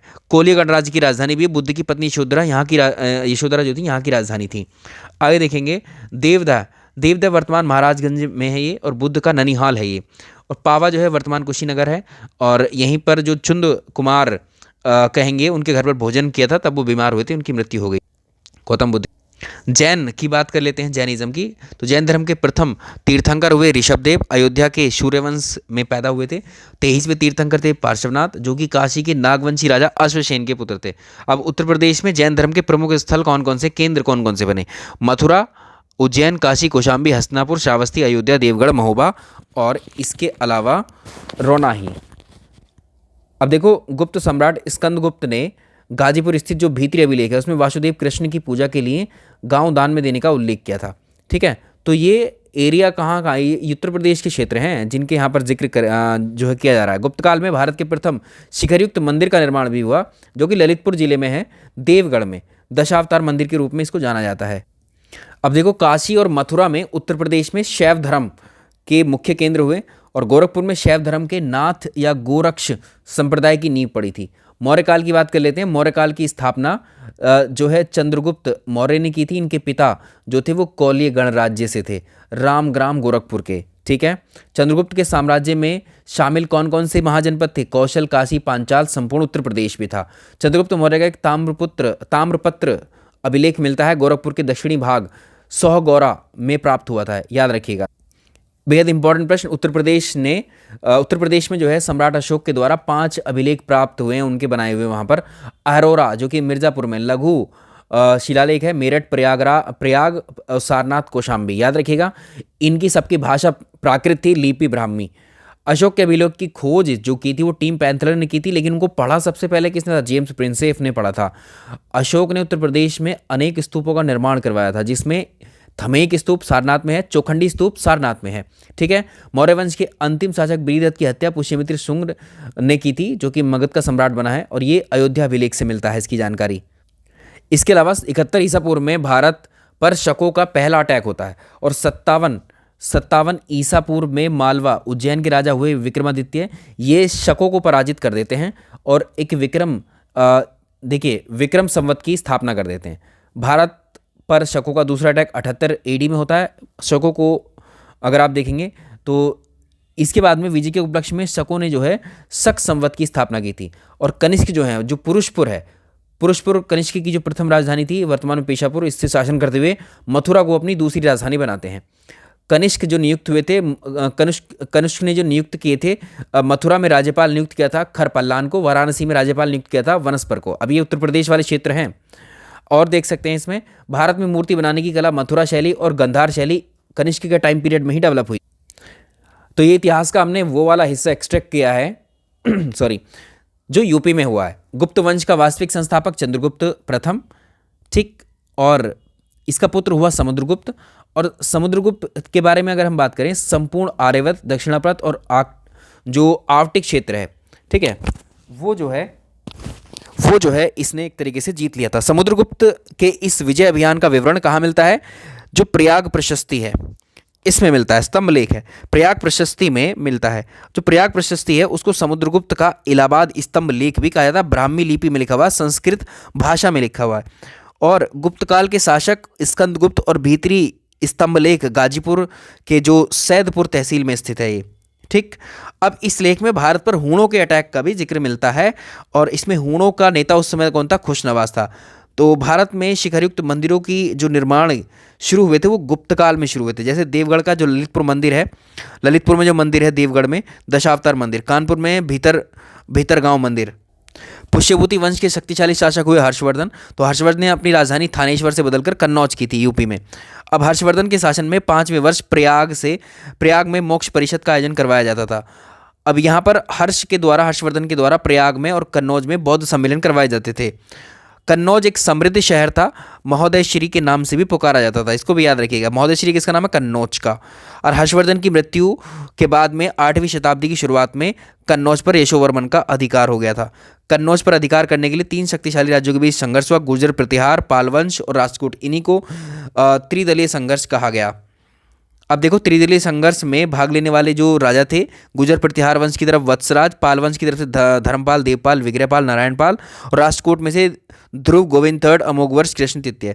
200 वर्षों तक ये युद्ध चला था, जिसमें गुर्जर प्रतिहारों की विजय हो जाती है। और गुर्जर प्रतिहार के जो वंश के शासक थे वो मिहिर भोज प्रथम, वो अपनी राजधानी कन्नौज को बनाते हैं। यहाँ ये बताना था, ठीक है। गुर्जर प्रतिहार साम्राज्य के पतन के बाद 1080 में चंद्रदेव ने कन्नौज में गहड़वाल वंश को स्थापित कर दिया। मोहम्मद गौरी ने 1193 में चंद्रावर कहाँ पर है? ये इटावा में, यहाँ पर युद्ध में जयचंद को पराजित किया। चलिए अब हम बात करेंगे उत्तर प्रदेश में कला एवं संस्कृति की। सर्वाधिक प्रश्न आते हैं यहाँ से आर्ट एंड कल्चर वाले सेक्शन से। यूपी वाले हिस्से को देखेंगे जो यूपी में है, तो स्थापत्य कला देखेंगे, इसमें मूर्तिकला, चित्रकला और नृत्य कला, रंगमंच, नाट्य, पर्व, उत्सव यूपी के सब हम इसमें देखेंगे। अब देखो स्थापत्य कला की बात कर लेते हैं। सबसे पहले इतिहास के समय में ही चलते हैं, प्रागैतिहासिक काल में, बहुत पुराने समय में क्या आर्ट एंड कल्चर मिलती है उस समय की। तो पुरापाषाण काल में जो बेलन घाटी है उत्तर प्रदेश में, ठीक है, आरंभिक समय में मानव का निवास गुफाओं में हुआ करता था। बस स्थापत्य कला का मतलब है आर्किटेक्चर या फिर बिल्डिंग किस तरह की वो बनाते थे या रहते थे। तो शुरुआत में अगर आप देखेंगे तो गुफाओं में ही रहना शुरू किया था बेलन घाटी के टाइम पर। मध्य पाषाण काल जब आया तो सराय नाहरराय और महादहा, प्रतापगढ़ उत्तर प्रदेश में अगर देखें तो मनुष्य के स्थायी निवास मिलने शुरू हुए। जैसे हमने देखा था स्थायी झोंपड़ियाँ बनाने लगे थे उसमें। हड़प्पा सभ्यता आते आते उत्तर प्रदेश में स्थित हड़प्पा सभ्यता के 2 नगर मिले हमें, एक आलमगीरपुर और हुलास। यहाँ पर अब ईंटों के मकान बनाने शुरू कर दिए गए थे। पहले झोंपड़ी से पहले गुफाओं में रहता था, और धीरे धीरे जैसे डेवलपमेंट हुआ, सीखता गया, तो उसने ईंटों को बनाना सीख लिया, ईंटों से मकान बनाने। आलमगीरपुर में उत्तर प्रदेश का जो मेरठ है, मेरठ में हिंडन नदी के किनारे पर हड़प्पा सभ्यता की पूर्वी सीमा है, और यहाँ पर मकानों के अवशेष मिले हैं। तो इसका मतलब है हड़प्पा सभ्यता के टाइम पर यह मानव जो है यहाँ का एक तरीके से घर बनाने सीख गया था, और एक तरीके से शहरों में जो घर होते हैं उस तरह के। हुलास सहारनपुर जिले में है, यहाँ पर गारे की ठोस ईंटें प्राप्त हुई हैं। सहारनपुर में हड़प्पा संस्कृति के स्थल अम्बकेरी, बड़गांव, नसीरपुर और हुलास। मौर्यकाल में आओ उत्तर प्रदेश में क्या हुआ? मगध की राजधानी पाटलिपुत्र और लकड़ी की दीवार से इसको घेरा गया था, ठीक है, ये आर्किटेक्चर वहाँ मिलता है। और यहाँ पर लकड़ी कास्ट एक विशाल नगर बनाया हुआ था जो वुड का बना हुआ था, लकड़ी का। चंद्रगुप्त मौर्य का महल भी अगर आप देखेंगे तो उसको भी लकड़ी से ही बनाया गया था। पटना के कुमार जो कुम्हरार जगह से प्राप्त हुआ था। मौर्यकालीन काल का जो सबसे सर्वश्रेष्ठ प्रदर्शन हमें मिलता है, मौर्यकाल में सबसे बड़ी आर्किटेक्चर स्थापत्य कला, वो सम्राट अशोक के समय की मिलती है। उसके समय के जो बनाए गए स्तंभ थे, तो मौर्यकाल का सर्वश्रेष्ठ नमूना अशोक का जो एकाश्म स्तंभ है। एकाश्म का मतलब होता है एक ही पत्थर का बना हुआ स्तंभ। देखिए एक ही पत्थर से बना हुआ है, और इसी पत्थर में तराशी हुई है ये वाली मूर्ति सिंह की। तो शीर्ष पर एक उल्टा लटका हुआ कमल है ये वाला, और पशुओं की आकृति हैं, और इस पर जो पॉलिश की गई है इसको ओप कहा जाता है। कभी प्रश्न पूछ दे। इन स्तंभों के निर्माण में चुनार से लाए हुए लाल बलुआ पत्थर के बने हुए हैं ये भी याद रखिएगा। इन स्तंभों में एकाश्म पत्थर मोनोलिथ का प्रयोग किया गया है। आगे देखें, अशोक का सारनाथ स्तंभ मौर्यकालीन स्तंभ का सर्वश्रेष्ठ उदाहरण माना जाता है, ये वाला। अब इस पर देखो, इसकी थोड़ी डिटेलिंग हम करेंगे। सबसे ऊपर आप देखेंगे शीर्ष पर 4 सिंह है, आप कहेंगे अब तो 3 दिख रहे हैं, 1 2 3, एक इसके ठीक पीछे है तो हमें नहीं दिख पाएगा, तो 4 हैं टोटल सिंह, 4 शेर हैं।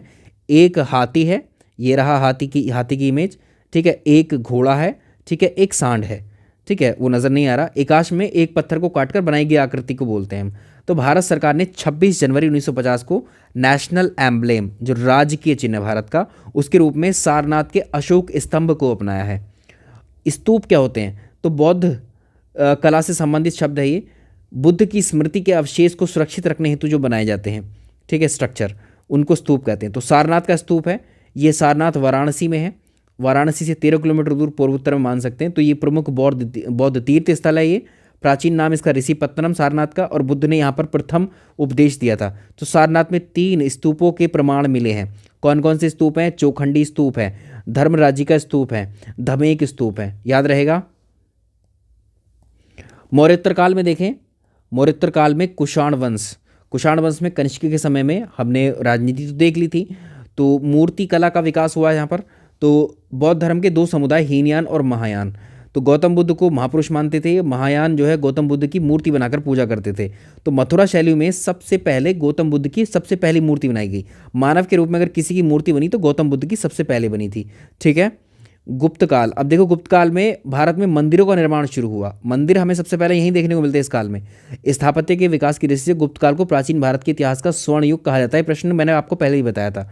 तो गुप्त काल के अधिकांश मंदिर जो हैं वो स्टोन्स से बने हुए थे।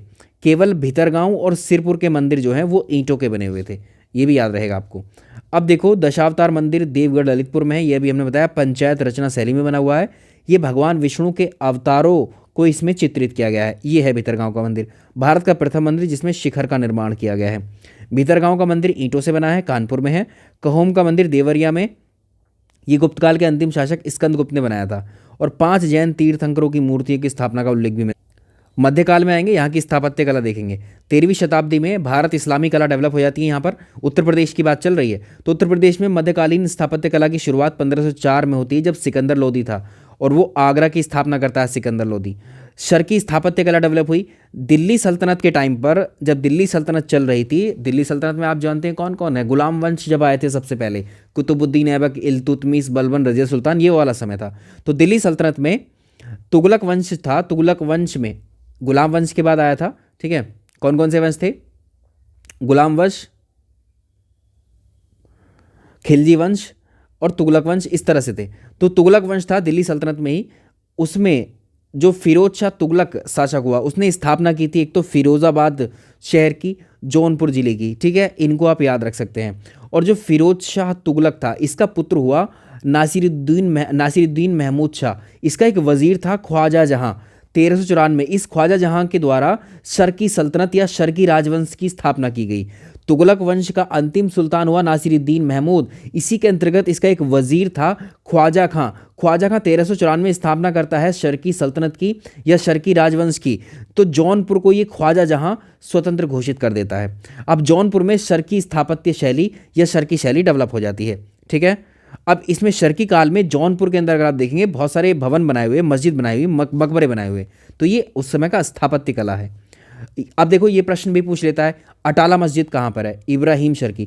यूपीपीएससी के पेपर या यूपीपीसीएस में अपर लोअर या आरओ का देखोगे ना आप, तो मध्यकालीन इतिहास से बहुत प्रश्न आते हैं उसमें, ठीक है। मध्यकालीन भारत से बहुत प्रश्न पूछता है, जैसे इसी में भी मध्यकालीन का ही हिस्सा है। अटाला मस्जिद इब्राहिम शर्की ने बनवाई थी। झंझरी मस्जिद इब्राहिम शर्की ने, ये जौनपुर की मस्जिदें हैं सब। जामा मस्जिद हुसैन शाह ने। लाल दरवाज़ा मस्जिद मोहम्मद शाह शर्की ने। अब जौनपुर को पूर्व का शिराज भी कहा जाता है, सिराज हिंद, क्योंकि शिराज जो है वो ईरान को कहा जाता है और ईरान जो है मुस्लिम शिक्षा के लिए बहुत प्रसिद्ध था या प्रसिद्ध है। वैसे ही जौनपुर भी मुस्लिम शिक्षा का केंद्र माना गया भारत में, उसकी तुलना की गई। अवध की बात करेंगे, लखनऊ की। अवध जो प्रांत है वो वर्तमान में उसको लखनऊ कहा जाता है, या अवध को मान लीजिए लखनऊ, या अवध जो है उसकी राजधानी कौन थी? लखनऊ। तो लखनऊ की सबसे प्रसिद्ध इमारत है इमाम बाड़ा, ठीक है। और इमाम बाड़े 2 हैं वहाँ पर, एक बड़ा इमाम बाड़ा और एक छोटा इमाम बाड़ा। तो आसिफुद्दौला, ये प्रश्न आ चुका है। आसिफुद्दौला का कार्यकाल 1775 से 1797। आसिफुद्दौला ने निर्माण करवाया था बड़े इमाम बाड़े का, और मोहम्मद अली शाह के द्वारा छोटे इमाम बाड़े का निर्माण किया गया। क्लाउड मार्टिन ने जो है कॉन्स्टेटिया और मार्टिनियर नामक इमारतें भी बनवाई थी। नवाब वाजिद अली शाह ने केसर बाग का निर्माण करवाया। 76 मंजिल नसीरुद्दीन हैदर ने बनवाई। लखनऊ रेजिडेंसी, सफ़ेद बारादरी, सिकंदर बाग, बनारसी बाग, भूल भुलैया आदि का निर्माण भी करवाया गया। अब आ जाओ मुगल काल के टाइम पर। मुगल वास्तुकला में जो विकास का क्रम है, इसमें बाबर, अकबर, शाहजहां, औरंगजेब। आप कहेंगे बाकी मुगल कहाँ गए? इनके टाइम पर ही ये डेवलपमेंट हुए थे, तो इनके टाइम को ही पढ़ेंगे। बाबर के काल में संभल में आपने सुना होगा, संभल में जो वहाँ की जामा मस्जिद जो बड़ी मस्जिद है वहाँ की, ठीक है, वो बाबर के काल में बनी। बाबरी मस्जिद को भी जो है बाबर के टाइम पीरियड में उसके जो मीर बाकी थे, ठीक है, मीर बाकी इसके सेनापति बाबर के, इनके द्वारा निर्माण करवाया गया था, ठीक है, अयोध्या में। तो अयोध्या में जो बाबरी मस्जिद है उसकी जगह वर्तमान में अब क्या है, वो रामलला का मंदिर है, जो कि अब 2024 में जिसके मतलब अब जो है उद्घाटन होने वाला है उसका। आगरा में जो राम बाग है वो भी बाबर ने बनवाया था। बागे गुल अफशान भी कहा जाता है। ये प्रश्न आ सकता है, अकबर के शासनकाल में देखिए कौन कौन से शहर या फिर इमारतें बनवाई गई। आगरा शहर की स्थापना सिकंदर लोदी ने की थी, हमने देखा। लेकिन आगरा के अंदर आगरा का जो किला है 1565 में, ठीक है, उसमें पश्चिम में एक दिल्ली गेट है और पूरब में अमर सिंह गेट है। इसका निर्माण अकबर के शासनकाल में हुआ। तो यहाँ पर देखिए जहांगीरी महल शहजादा सलीम का आवास, अकबरी महल अकबर का आवास, ये सब इसी में है। इलाहाबाद का किला ये सब अकबर ने बनवाए हुए हैं। और अकबर के स्थापत्य कला का सुंदरतम प्रयोग आगरा में 40 किलोमीटर दूर में फतेहपुर सीकरी में देखने को मिलता है। तो फतेहपुर सीकरी में बहुत सारी इमारतें बनवाई गई। बुलंद दरवाज़ा गुजरात विजय के उपलक्ष्य में बनवाया था अकबर ने। और इबादत खाना शेख सलीम चिश्ती का मकबरा, पंचमहल, मरियम महल, हिरन मीनार, मीना बाज़ार और बीरबल महल, जोधा महल, जोधा भाई का महल, दीवान आम, दीवान खास, जामा मस्जिद, ये सब अकबर के टाइम पीरियड की हैं। जहांगीर के काल में देखो अकबर का मकबरा सिकंदरा में जहांगीर ने बनवाया। एतमाउद्दौला का मकबरा आगरा में है। मुगल काल की प्रथम पूर्ण रूप से संगमरमर से बनी हुई इमारत है ये। और भारत में सबसे पहले पेट्राड्यूरा टेक्निक का इस्तेमाल भी इस मकबरे में ही किया गया था। ये याद रखिएगा आप, इसमें प्रश्न आता है। इसका निर्माण जो एतमाउद्दौला का मकबरा है, इसका निर्माण नूरजहां ने करवाया था, ठीक है, जो कि मिर्ज़ा गयास बेग या एतमाउद्दौला की पुत्री थी और आगरा में यमुना के किनारे पर स्थित है। शाहजहां के काल में स्थापत्य कला का स्वर्ण काल कहा जाता है। स्वर्ण काल इसलिए बहुत ज़्यादा अच्छी इमारतें यहाँ पर बनाई गई थी। आगरा के किले में कई इमारतें बनवाई गई।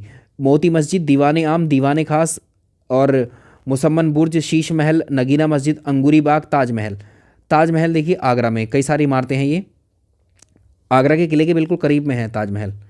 आगे देखिए ताजमहल का जो डिज़ाइन है वो उस्ताद अहमद लाहौरी ने किया है। नादिरुल उम्र नाम भी मिलता है, यूनेस्को की वर्ल्ड हेरिटेज लिस्ट में शामिल है।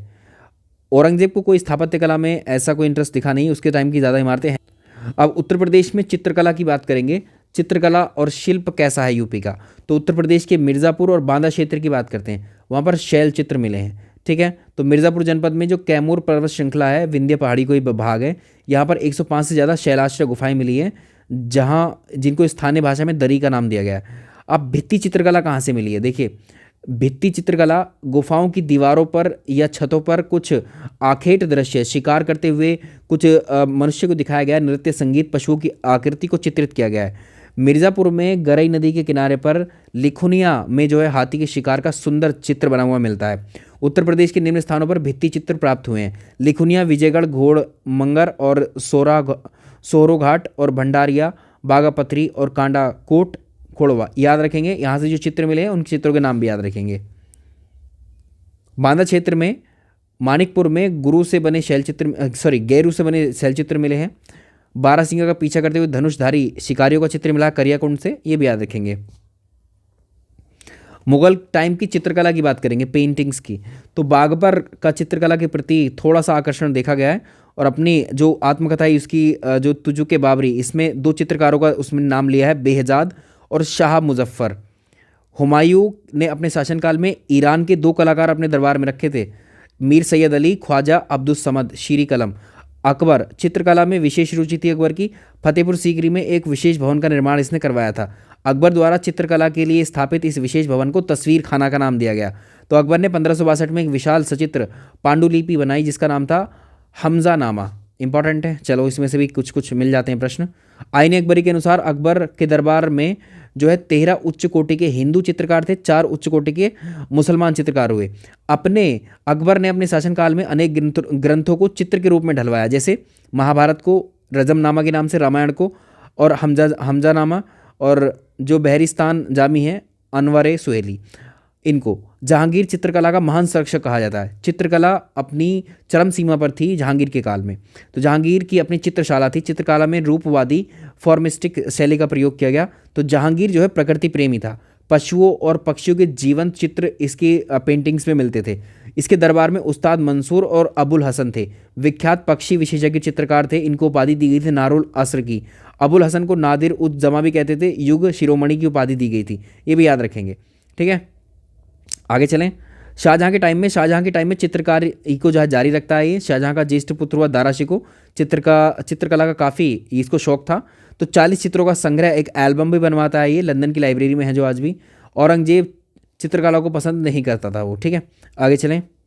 अब देखें उत्तर प्रदेश में शिल्पकला को देख लेते हैं। उत्तर प्रदेश में जो कुछ कुछ एरियाज़ हैं, कहाँ पर किस किस के प्रोडक्शन किए जाते हैं। तो गुप्त शासनकाल में शिल्पकारों ने संगठित होकर 2 संस्थाएं बनाई, श्रेणी और निगम। तो उत्तर प्रदेश की अर्थव्यवस्था में हस्तशिल्प कला का बहुत महत्वपूर्ण योगदान है। उत्तर प्रदेश में हाथ से बने हुए जो सामान का निर्यात 44% है। अब देखो कढ़ाई शिल्प में क्या क्या शामिल है उत्तर प्रदेश के अंतर्गत, इसमें देखो। तो भाई सेशन को लाइक एंड शेयर करना ना भूलें। अब देखो कढ़ाई शिल्प में क्या है, जरदोजी, सोने और चांदी के धागे लेकर के कढ़ाई की जाती है इन पर। ठीक है, वस्त्रों में। बनारसी जरी वस्त्र क्या है, उभरी हुई कलाकृति द्वारा अत्यधिक खूबसूरती से सुसज्जित किए हुए वस्त्र होते हैं। बनारसी जरी वस्त्र को नाम दिया जाता है किनखाब। बनारसी वस्त्र अत्यधिक मुलायम होते हैं जिसमें रेशम के धागे का प्रयोग करके जीवंत रंगों से सजाया जाता है, जरी, अमरू और अबरावन। आगे देखें, चिकनकारी, ये प्रश्न आता है चिकनकारी पर। सूती और मुस्लिन कपड़ों पर सफ़ेद धागे से की जाने वाली कढ़ाई, ये नूरजहां ने शुरू की थी। चिकनकारी में फूलों से संबंधित आकृतियाँ होती हैं। लखनऊ जो है चिकन की साड़ियों के लिए बहुत फेमस है। मुकेश बादला लखनऊ का एक शिल्प है। चिकनकारी के साथ खूबसूरती बढ़ाने के लिए इसका प्रयोग किया जाता है। मेटल वर्क के लिए हम याद रखेंगे, ये प्रश्न तो बहुत ही आता है कि भारत में पीतल नगरी किसको कहते हैं, मुरादाबाद को कहते हैं। पीतल से बने हुए सामान बहुत सारे बनते हैं यहाँ पर। ठीक है, पीतल के काम के लिए प्रसिद्ध है, famous for brass work. Moradabad को पीतल नगरी कहा जाता है। मुरादाबाद सहित इटावा, वाराणसी, सीतापुर के क्षेत्र में कांसे के काम के लिए ये भी जाने जाते हैं। आगे चलें। भदोही, मिर्ज़ापुर और खमरिया, हाथ से बने हुए गांठ युक्त कारपेट बनते हैं ये तीनों जगह पर। भारत में 90% कारपेट भदोही से तैयार होते हैं। शाहजहाँपुर और आगरा में सूती ऊनी कारपेट बनते हैं। मिर्ज़ापुर में हाथ से बनी हुई दरिया बनती हैं। गाज़ीपुर, दरिया कहेंगे, कालीन कहेंगे। गाज़ीपुर जूट से बनी वॉल हैंगिंग्स बनती हैं। कानपुर और आगरा चमड़े के काम के लिए प्रसिद्ध है। टेराकोटा गोरखपुर में प्रसिद्ध है। मिट्टी से तैयार किए गए शिल्प बनते हैं, खिलौना और सजावटी सामान टेराकोटा से। अब हस्त ब्लॉक छपाई में फर्रुखाबाद इसके लिए फेमस है। कांच का काम फिरोजाबाद में ज़्यादा होता है। कांच की चूड़ियाँ, झूमर, सजावटी सामान यहाँ बनते हैं। सहारनपुर पंचकोरा खिलौनों के लिए प्रसिद्ध है। वाराणसी कांच के मनकों के लिए प्रसिद्ध है। आगे हम बात कर लेते हैं बनारस, लकड़ी के खिलौने बनते हैं यहाँ पर। खिलौनों पर चमक लाने के लिए रोगन की परत यहाँ पर लगाई जाती है। मैनपुरी तारकशी के लिए प्रसिद्ध है और लकड़ी के सामानों पर पीतल की तारों से जड़ाई की जाती है। इत्र के बारे में हमने करंट अफेयर्स डिस्कस किया था। कन्नौज प्रसिद्ध है इत्र के लिए। कन्नौज सबसे बड़ा प्राकृतिक इत्र निर्माता कहा जाता है। कन्नौज में जलीय आसवन नामक विधि से इत्र को बनाया जाता है। ये विधि का नाम भी पूछ सकते। उत्तर प्रदेश में नृत्य, संगीत, नाट्य आदि को भी देख लेते हैं। देखो, संगीत और नृत्य के विषय पर भारत की सबसे बड़ी पुस्तक है एक नाट्य शास्त्र। इसकी रचना उत्तर प्रदेश में की गई। इसके रचयिता थे कौन, भरत मुनि। उत्तर प्रदेश में संगीत की जो परंपरा है वो वैदिक काल से ही शुरू हुई थी। वेद में आप जानते हैं 4 वेद हैं। 4 वेदों में एक सामवेद है। सामवेद को हमने बताया था बुक ऑफ म्यूजिक है, ये संगीत की एक पुस्तक है। और इसका उपवेद है गंधर्व वेद। गंधर्व वेद को संगीत का विज्ञान कहा जाता है। एक्स्ट्रा क्वेश्चन ऐड कर लीजिए। ऐत्रेय ब्राह्मण में वीणा के अंगों की चर्चा की गई है। कौशिकी और जैमिनीय ब्राह्मण का जिक्र हमने पहले भी किया था प्राचीन इतिहास में। तो यहाँ संगीत, नृत्य, वाद्य यंत्रों का जिक्र किया गया है। समुद्रगुप्त को स्वर्ण सिक्कों पर वीणा बजाते हुए दिखाया गया है। और उत्तर प्रदेश में संगीत का विकास भक्ति आंदोलन और शाही दरबारों के समय में हुआ है। उत्तर प्रदेश में संगीत को संरक्षण देने वाले क्षेत्र आगरा, फतेहपुर सीकरी, जौनपुर, लखनऊ, अयोध्या, बांदा, दंतिया है। और इसमें आप देखो वल्लभाचार्य ने मंदिरों में भजन गायन की परंपरा शुरू की, ये याद रखिएगा। इनके पुत्र हुए विट्ठलनाथ। ये अष्टछाप नाम से कवियों का एक समूह बनाया जो अच्छे संगीतकार हुए। कभी ये पूछ ले कौन थे। उत्तर प्रदेश में शास्त्रीय संगीत, तो भारतीय शास्त्रीय संगीत का उल्लेख भी नाट्य शास्त्र इसका मूल स्रोत है। तो भारतीय इसमें उत्तर प्रदेश में हिंदुस्तानी संगीत पद्धति, कर्नाटक संगीत पद्धति डेवलप हुई। दो संगीत पद्धतियां हैं। तो हिंदुस्तानी संगीत पद्धति, उत्तर प्रदेश में शास्त्रीय संगीत की हिंदुस्तानी शाखा प्रचलित थी। प्राकृतिक स्वर सप्तक सिद्धांत का पालन करती थी। 10 मुख्य विधाएं थी इस शाखा में: ध्रुपद, ख्याल, तराना, ठुमरी, धमर, होरी, टप्पा, चतुरंग, रस सागर, सरगम। आते हैं प्रश्न इसमें से। इनमें से कई विद्याओं की उत्पत्ति थी जो है यूपी में मानी जाती। चलिए आगे बात करते हैं इसमें। अब ध्रुपद देखो, तमोरे और पखावज वाद्य यंत्रों का प्रयोग करके इसको डेवलप किया गया था। इसकी उत्पत्ति मंदिरों से मानी जाती है। अब अकबर के शासनकाल में ध्रुपद इस शैली को काफ़ी संरक्षण प्रदान हुआ। और अकबर के शासनकाल में 3 श्रेष्ठ ध्रुपद गायक थे: तानसेन, बाबा गोपाल दास, स्वामी हरिदास। ये जरूर याद रखेंगे इनको आप। बेजू बावरा भी याद करेंगे, इसी काल के थे। ध्रुपद का जो डागरी घराना है उत्तर प्रदेश बिहार से संबंधित था। और जो गुंडेचा बंधु और ऋत्विक सान्याल वाराणसी के थे, इन्होंने इस घराने में अच्छी प्रसिद्धि प्राप्त की थी। ख्याल की अगर हम बात करें, ख्याल शैली की उत्पत्ति अमीर खुसरो के द्वारा मानी जाती है। ख्याल को विशेष महत्व जौनपुर के शर्की सुल्तानों ने मोहम्मद शर्की ने दिया था, जिन्होंने हमने पीछे डिस्कस भी किया था इसको। ख्याल की रचनाएं बंदिश कहलाती हैं। उत्तर प्रदेश में किराना आगरा घराना ख्याल गायन के लिए फेमस घराना। तराना देखिए, तराना शैली का विकास भी अमीर खुसरो के प्रयासों से हुआ। इसके अलावा ठुमरी गायन शैली है। ये ठुमरी का जन्म जो है वाजिद अली शाह अवध के नवाब के दरबार में हुआ था। इसके अलावा महान संगीतज्ञ हुए हैं बिंदादीन महाराज, ये कथक नृत्य के लिए फेमस है। उत्तर प्रदेश में ठुमरी के 2 घराने थे, बनारस और लखनऊ। आ सकता है प्रश्न इसमें। तो बेगम अख्तर ठुमरी की प्रसिद्ध गायिका रहीं। अख्तरी या इनको अख्तरी बाई फैजाबादी इनके नाम से भी जाना जाता। अमीर खुसरो के बारे में जान लेते हैं, यहाँ से प्रश्न आ जाता है। ठीक है, इनका जन्म कासगंज पटियाली, उत्तर प्रदेश के पटियाली गांव में हुआ था, कासगंज में 1253 में। इनका ओरिजिनल नाम पूछता है तो अबुल हसन यामीनुद्दीन खुसरो। अमीर खुसरो के गुरु हुए हजरत निजामुद्दीन औलिया। और हिंदुस्तानी शैली के जनक अमीर खुसरो ही हैं। तो अमीर खुसरो क्या क्या थे? संगीतज्ञ थे, रचनाकार थे, इतिहासविद थे, विद्वान थे। अमीर खुसरो ने एक वाद्य यंत्र बनाया था, सितार। सितार को तमूरा और वीणा के मिश्रण से इन्होंने बनाया था। संगीत और साहित्य के क्षेत्र में महत्वपूर्ण योगदान देने के लिए अमीर खुसरो को तूती ए हिंद बोला जाता है, यानी भारत की आवाज़। संगीत की ख्याल शैली को विकसित करने का श्रेय अमीर खुसरो को है। भारत में अमीर खुसरो को गज़ल का प्रतिपादक भी माना जाता है। अमीर खुसरो को एक प्रतिष्ठित लेखक और इनको उर्दू साहित्य, खड़ी बोली साहित्य का जनक भी माना जाता है। इनकी रचनाएं नूह सिपीर, मिफ्ताउल फुतू, किरानुस सादेन, आईने सिकंदरी, खजाउल फुतू, तुगलकनामा। कुछ लोक संगीत भी हैं उत्तर प्रदेश के, यहाँ से प्रश्न भी आते हैं। कजरी है, पूर्वी उत्तर प्रदेश में श्रावण मास में गाया जाता है। इसके अलावा देखिए, स्त्रियों द्वारा समूह में गाई जाने वाली जो कजरी है उसको ढोल मुनिया कजरी कहते हैं। कजरी के 4 प्रमुख क्षेत्र हैं: पंडित शिवदास मालवीय अखाड़ा, जहांगीर अखाड़ा और अक्खड़ बैरागी।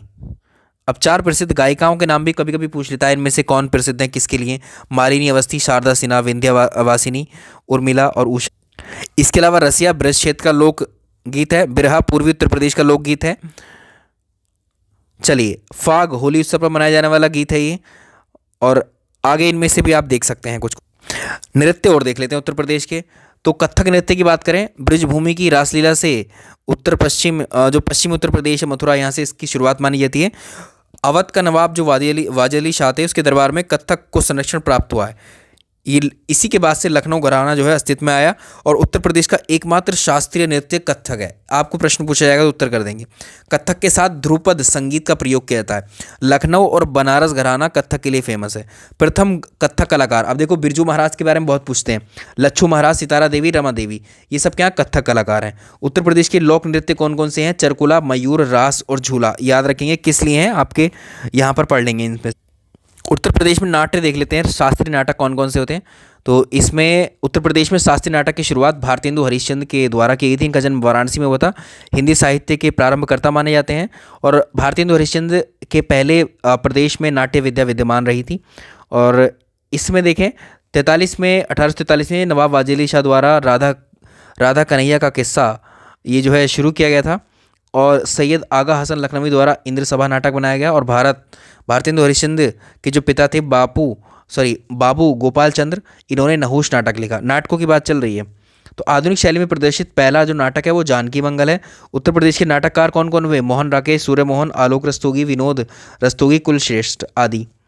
अब इसमें उत्तर प्रदेश के लोक नाटक देख लेते हैं। उत्तर प्रदेश में लोक नाटक एक तो रामलीला है, देखिए नौटंकी, रामलीला, रासलीला, गुलाबो सिताबो, नगर भाषा, भरथरी, ये आदि हैं। अब इसमें देखो रामलीला के बारे में, यूनेस्को की मानवता की अमूर्त सांस्कृतिक विरासत के रूप में 2008 में इसको शामिल कर लिया गया है। ठीक है, इसके अलावा भगवान राम के जीवन पर आधारित है, इसे सब जानते हैं, और ये हर जगह पर हमको देखने को मिल जाती हैं। प्रतिवर्ष दशहरे के अवसर पर 10 से 12 दिन तक ये चलता है। ठीक है, आगे देखिए रासलीला भगवान कृष्ण के जीवन पर आधारित है, जन्माष्टमी के अवसर पर कराई जाती है। ब्रजभाषा, ठीक है। अब इसमें देखिए नौटंकी, नौटंकी की दो प्रमुख शैलियाँ हाथरसी और कानपुरी। तो नौटंकी स्वांग की एक शाखा कही। राहुला बुंदेलखंड का एक लोक नाटक है और ख्याल पौराणिक कथाएं होती हैं इसमें। ठीक है, इसमें देखें आगे नकल, नकल पर आधारित प्रदर्शन है, इसमें नकलची वगैरह होते हैं, बहरूपिया बनते हैं इसमें। स्वांग उत्तर प्रदेश का एक लोक नाटक है, ये दो शैलियाँ रोहतक और हाथरस। गुलाब सिताबो एक प्रसिद्ध, अब ये गुलाब सिताबो क्या है, उत्तर प्रदेश का एक प्रसिद्ध कठपुतली नाटक है, ये ढोल मंजीरों आदि का प्रयोग किया जाता है और ये कला उत्तर प्रदेश में लुप्त होने की कगार पर है, कभी कभी आपको मेलों वगैरह में दिख जाती है। अगला टॉपिक देखेंगे उत्तर प्रदेश में भाषा, बोली और साहित्य। प्राचीन भारत में वर्तमान उत्तर प्रदेश को मध्य देश कहा गया, और जो भारत की प्राचीनतम भाषा है वो संस्कृत है। संस्कृत को आर्य भाषा या देव भाषा का नाम भी दिया जाता है। और संस्कृत की उत्तराधिकारिणी भाषा कौन सी है, हिंदी। अब देवनागरी लिपि में हिंदी, देवनागरी लिपि में हिंदी और संस्कृत भाषाएं लिखी हुई हैं। अब उत्तर प्रदेश की राजभाषा देखिए, उत्तर प्रदेश में देवनागरी लिपि में लिखित जो हिंदी है, हिंदी को अक्टूबर 1947 में राजभाषा घोषित किया गया था। राजभाषा हिंदी का प्रयोग उत्तर प्रदेश के सारे कार्यालयों में किया जाता है। 26 जनवरी 1968 से अनिवार्य कर दिया, और भारत की संविधान सभा ने 14 सितंबर 1949 को हिंदी को राजभाषा के रूप में स्वीकार किया है। 14 सितंबर को इसीलिए हिंदी दिवस के रूप में सेलिब्रेट करते हैं। उत्तर प्रदेश राजभाषा संशोधन अधिनियम आया था 1989 का, उसमें उर्दू को उत्तर प्रदेश की द्वितीय राजभाषा घोषित किया गया। अब देखो कुछ यहाँ पर देख लेते हैं। हिंदी क्षेत्र की समस्त बोलियां अगर आप देखेंगे तो पश्चिमी हिंदी है, देखो पश्चिमी हिंदी खड़ी बोली, ब्रजभाषा बुंदेली, हरियाणवी, कन्नौजी, ये पश्चिम में बोली जाती हैं। पूर्वी हिंदी में अवधी, बघेली, छत्तीसगढ़ी, राजस्थानी में मारवाड़ी, जयपुरी, मेवाती, मालवा, बिहारी में भोजपुरी, मगही, मैथिली, और पहाड़ी में गढ़वाली, कुमायूनी, नेपाली। आगे चलते हैं। अब देखो उत्तर प्रदेश की प्रमुख बोलियां, उनके क्षेत्र। खड़ी बोली, इसका पूर्व अगर मूल नाम देखोगे तो कौरवी कहा जाता है, राहुल सांकृत्यायन ने दिया था। तो खड़ी बोली के क्षेत्र कौन कौन से हैं, सहारनपुर, मुजफ्फरनगर, बागपत, बिजनौर, हापुड़, मेरठ, शामली, अमरोहा, संभल, मुरादाबाद आदि। ठीक है, मेरठ की खड़ी बोली आदर्श और मानक मानी जाती है, इस प्रश्न को मार्क कर लेंगे। खड़ी बोली का प्रथम महाकाव्य प्रिय प्रवास है। खड़ी बोली के प्रथम कवि अमीर खुसरो ही हैं, और ये भी इनके जन्मदाता। खड़ी बोली शब्द का प्रयोग सबसे पहले लल्लू लाल और सदल मिश्र ने किया था। ब्रज भाषा के बाद में ब्रज भाषा के बारे में बात करते हैं तो ब्रज भाषा आगरा, मथुरा, फिरोजाबाद, अलीगढ़, मैनपुरी, एटा, हाथरस आदि बरेली में बोली जाती है। तो नैनीताल में प्रचलित ब्रज भाषा को बुक्सा या भुक्सा भी कहा जाता है। ब्रज भाषा की उपबोलियाँ कौन सी है, भुक्सा, ढांगी, अंतर्वेदी, भरतपुरी। बुंदेली बुंदेलखंड की है, कन्नौजी, इटावा आदि में बोली जाती है। अवधी भाषा को आप देख सकते हैं। ठीक है, अवधी की जो उपबोलियाँ हैं वो गहोरा है, और ये है जूड़र। कानपुर, उन्नाव, बाराबंकी, रायबरेली, सीतापुर आदि में अवधी बोली जाती है। बघेली, सोनभद्र, प्रयागराज आदि में। भोजपुरी, वाराणसी, जौनपुर, गाजीपुर, बलिया। ठीक है, अब हिंदी प्रदेश में सबसे ज़्यादा जो प्रयोग की जाने वाली जो बोली है वो भोजपुरी है, और भोजपुरी शब्द का प्रयोग रेमंड के द्वारा किया गया। उत्तर प्रदेश के भाषा संस्थान कौन कौन से हैं, अब देखिए 1976 में लखनऊ, उत्तर प्रदेश हिंदी संस्थान लखनऊ में है। उत्तर प्रदेश संस्कृत संस्थान अब लखनऊ में है। उत्तर प्रदेश भाषा संस्थान लखनऊ में है। हिंदुस्तानी एकेडमी प्रयागराज में। उत्तर प्रदेश उर्दू एकेडमी लखनऊ। एक अंतिम टॉपिक ले लेते हैं, उत्तर प्रदेश की जनसंख्या। ठीक है, लेटेस्ट जो जनगणना हमारे पास 2011 वाली है। ठीक है, तो इसके डेटा को याद रखना होगा हमें अभी भी, क्योंकि 2021 में आनी चाहिए थी, वो भी नहीं आई है। तो भारत की जनगणना 2021 देश की 15वीं जनगणना थी, जिसमें उत्तर प्रदेश की कुल जनसंख्या 19 करोड़ 98 लाख थी, लगभग 20 करोड़ कह सकते हैं। उत्तर प्रदेश की जनसंख्या भारत की कुल आबादी की 16.5% होती है। अब इसमें देखो, इसमें पुरुषों की संख्या 52% है और महिलाओं की 47% है। तो उत्तर प्रदेश में सबसे ज़्यादा जनसंख्या वाला जिला है प्रयागराज, सबसे न्यूनतम जनसंख्या है महोबा के अंदर। अब भारत में कुल ग्रामीण जनसंख्या में पहला स्थान गांव या ग्रामीण जनसंख्या उत्तर प्रदेश में है, ठीक है, भारत में। तो उत्तर प्रदेश में ग्रामीण जनसंख्या कुल भारत की 18.6% है। उत्तर प्रदेश में सबसे ज़्यादा पुरुष जनसंख्या प्रयागराज में ही है, उसके बाद मुरादाबाद में, गाजियाबाद, फिर कानपुर। उत्तर प्रदेश में सर्वाधिक महिला जनसंख्या प्रयागराज, आजमगढ़, जौनपुर में। अब इसमें देखेंगे उत्तर प्रदेश में सबसे ज़्यादा जनसंख्या वाले जिले, सबसे ज़्यादा प्रयागराज में, नंबर 2 पे मुरादाबाद, तीसरे नंबर पर गाजियाबाद, चौथे नंबर पर आजमगढ़। उत्तर प्रदेश में न्यूनतम जनसंख्या, सबसे कम जनसंख्या महोबा में मिलेगी, महोबा ऑप्शन में नहीं मिलेगा, चित्रकूट में है, चित्रकूट ऑप्शन में नहीं मिलेगा, हमीरपुर में है, याद रखेंगे। जनसंख्या वृद्धि दर पर देख लेते हैं। तो उत्तर प्रदेश में जो दशकीय वृद्धि दर्ज की गई 2001 से 2011 के बीच में, उसमें आप देखेंगे तो 20.22% वृद्धि दर्ज की गई। भारत की दशकीय वृद्धि 17.7% थी। उत्तर प्रदेश की दशकीय वृद्धि राष्ट्रीय स्तर की अपेक्षा 2.2 यानी 2.5% ज़्यादा थी। उत्तर प्रदेश में पुरुष जनसंख्या में दशकीय वृद्धि दर्ज की गई थी 19.3%, महिलाओं की 21.23%। ग्रामीण जनसंख्या में सर्वाधिक दशकीय वृद्धि जो है श्रावस्ती में देखी गई, और नगरीय क्षेत्र में सर्वाधिक दशकीय वृद्धि गौतम बुद्ध नगर में देखी गई। इसके अलावा 2001 से 2011 के दौरान उत्तर प्रदेश में जनघनत्व में वृद्धि हुई थी, 139 व्यक्ति पर वर्ग किलोमीटर। उत्तर प्रदेश का सर्वाधिक जनघनत्व वाला जिला जो है वो गाजियाबाद है, न्यूनतम जनघनत्व ललितपुर में है। इसके अलावा उत्तर प्रदेश की दशकीय वृद्धि अगर आप देखो तो 1951 से 1961 में 16.38% थी, और लेटेस्ट अगर देखें 2001 से 11 के बीच में 20.2%, यानी बढ़ती हुई आ रही है अभी भी। सर्वाधिक दशकीय वृद्धि गौतम बुद्ध नगर में देखी गई है 49%, गाजियाबाद में 41%, ठीक है, और न्यूनतम दशकीय वृद्धि कानपुर में देखी गई है। आगे चलें, उत्तर प्रदेश का जनसंख्या घनत्व को आप जानते हैं, क्षेत्र की कुल जनसंख्या डिवाइड बाई क्षेत्र का, जो क्षेत्र का क्षेत्रफल है उसका एरिया उस जगह का। उत्तर प्रदेश का जो घनत्व है, जनघनत्व वो 829 है, और भारत का जनघनत्व 382, तो इसमें 447 अधिक है उत्तर प्रदेश का। ऐसे प्रश्न पूछा हुआ है। सबसे ज़्यादा जनघनत्व गाजियाबाद में है, न्यूनतम जनघनत्व सबसे उत्तर प्रदेश में ललितपुर में है। सेक्स रेशियो पर प्रश्न आता है, तो उत्तर प्रदेश में जो सेक्स रेशियो है वो 2011 में 912 था, 2001 में 898 है, तो 14 स्त्रियां अधिक इसमें बढ़ गया है। आगे देखें, वर्ष 2011 में अगर आप देखेंगे तो भारत का सेक्स रेशियो 943, उत्तर प्रदेश का 912।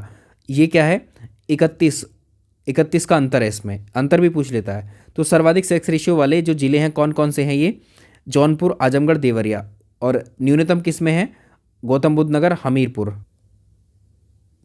इस वाले सेक्शन से सर्वाधिक प्रश्न मिलेंगे। उत्तर प्रदेश में अगर जन्म से लेकर 6 वर्ष की आयु में देखें, प्रति 1000 बालकों की तुलना में उस आयु में बालिका की चाइल्ड सेक्स रेशियो हम कहते हैं इसको। उत्तर प्रदेश में शिशु जनसंख्या की अगर आप बात देखेंगे तो इतनी जनसंख्या है, ठीक है, और अगर प्रतिशत में देखेंगे शिशु जनसंख्या तो वो 15.4%। भारत में शिशु जनसंख्या का प्रतिशत कितना है, 13.6%। अब 2011 में उत्तर प्रदेश में शिशु सेक्स रेशियो कितना है, 902। 2001 में ये था 916, और 2011 में भारत का कितना है, 919, ठीक है। ये सारे डेटा एक साथ मर्ज किए गए हैं। तो उत्तर प्रदेश में सबसे ज़्यादा सेक्स रेशियो वाला जिला है बलरामपुर। उत्तर प्रदेश में न्यूनतम सेक्स रेशियो वाला जिला है बागपत। उत्तर प्रदेश में नगरीय शिशु सेक्स रेशियो 885। साक्षरता दर की बात करते हैं, किसी क्षेत्र में रहने वाले 7 वर्ष या उससे अधिक आयु वाले जो जनसंख्या है उनको एक तरीके से जनसंख्या में साक्षरों के प्रतिशत की जनसंख्या में शामिल किया जाता है इसमें। जैसे 2011 में उत्तर प्रदेश की कुल साक्षरता कितनी थी, 67.7%। पुरुष साक्षरता दर 77.3 थी, महिला साक्षरता दर 57.2% थी, ठीक है। अंतर कितना है इसमें, 20.1 का अंतर है। अब इसमें 2011 से 2001 से 2011 के दौरान साक्षरता दर में वृद्धि कितनी हुई, 11.36%। उत्तर प्रदेश में जो साक्षर जनसंख्या वृद्धि है दर में जो है देश में तीसरा राज्य है ये। सबसे ज़्यादा साक्षरता गौतम बुद्ध नगर में, सबसे कम श्रावस्ती में है। सबसे ज़्यादा महिला साक्षर उत्तर प्रदेश में कानपुर में है, कानपुर नगर में, और न्यूनतम महिला साक्षर कहाँ पर है, श्रावस्ती में। ऐसे डेटा याद रखना होगा आपको, ठीक है। तो उत्तर प्रदेश में ग्रामीण साक्षरता दर 65.5 है। उत्तर प्रदेश में सबसे ज़्यादा ग्रामीण साक्षरता दर वाला जिला औरैया है, न्यूनतम ग्रामीण साक्षरता दर श्रावस्ती है। सबसे ज़्यादा नगरीय साक्षरता दर 75.1% औरैया में है, और न्यूनतम रामपुर में है। नगरीकरण की बात करेंगे, उत्तर प्रदेश की कुल जनसंख्या, नगरीय जनसंख्या कितनी है, 22.3%, और ग्रामीण जनसंख्या 17.7% है। देखो इस तरह से देख सकते हैं।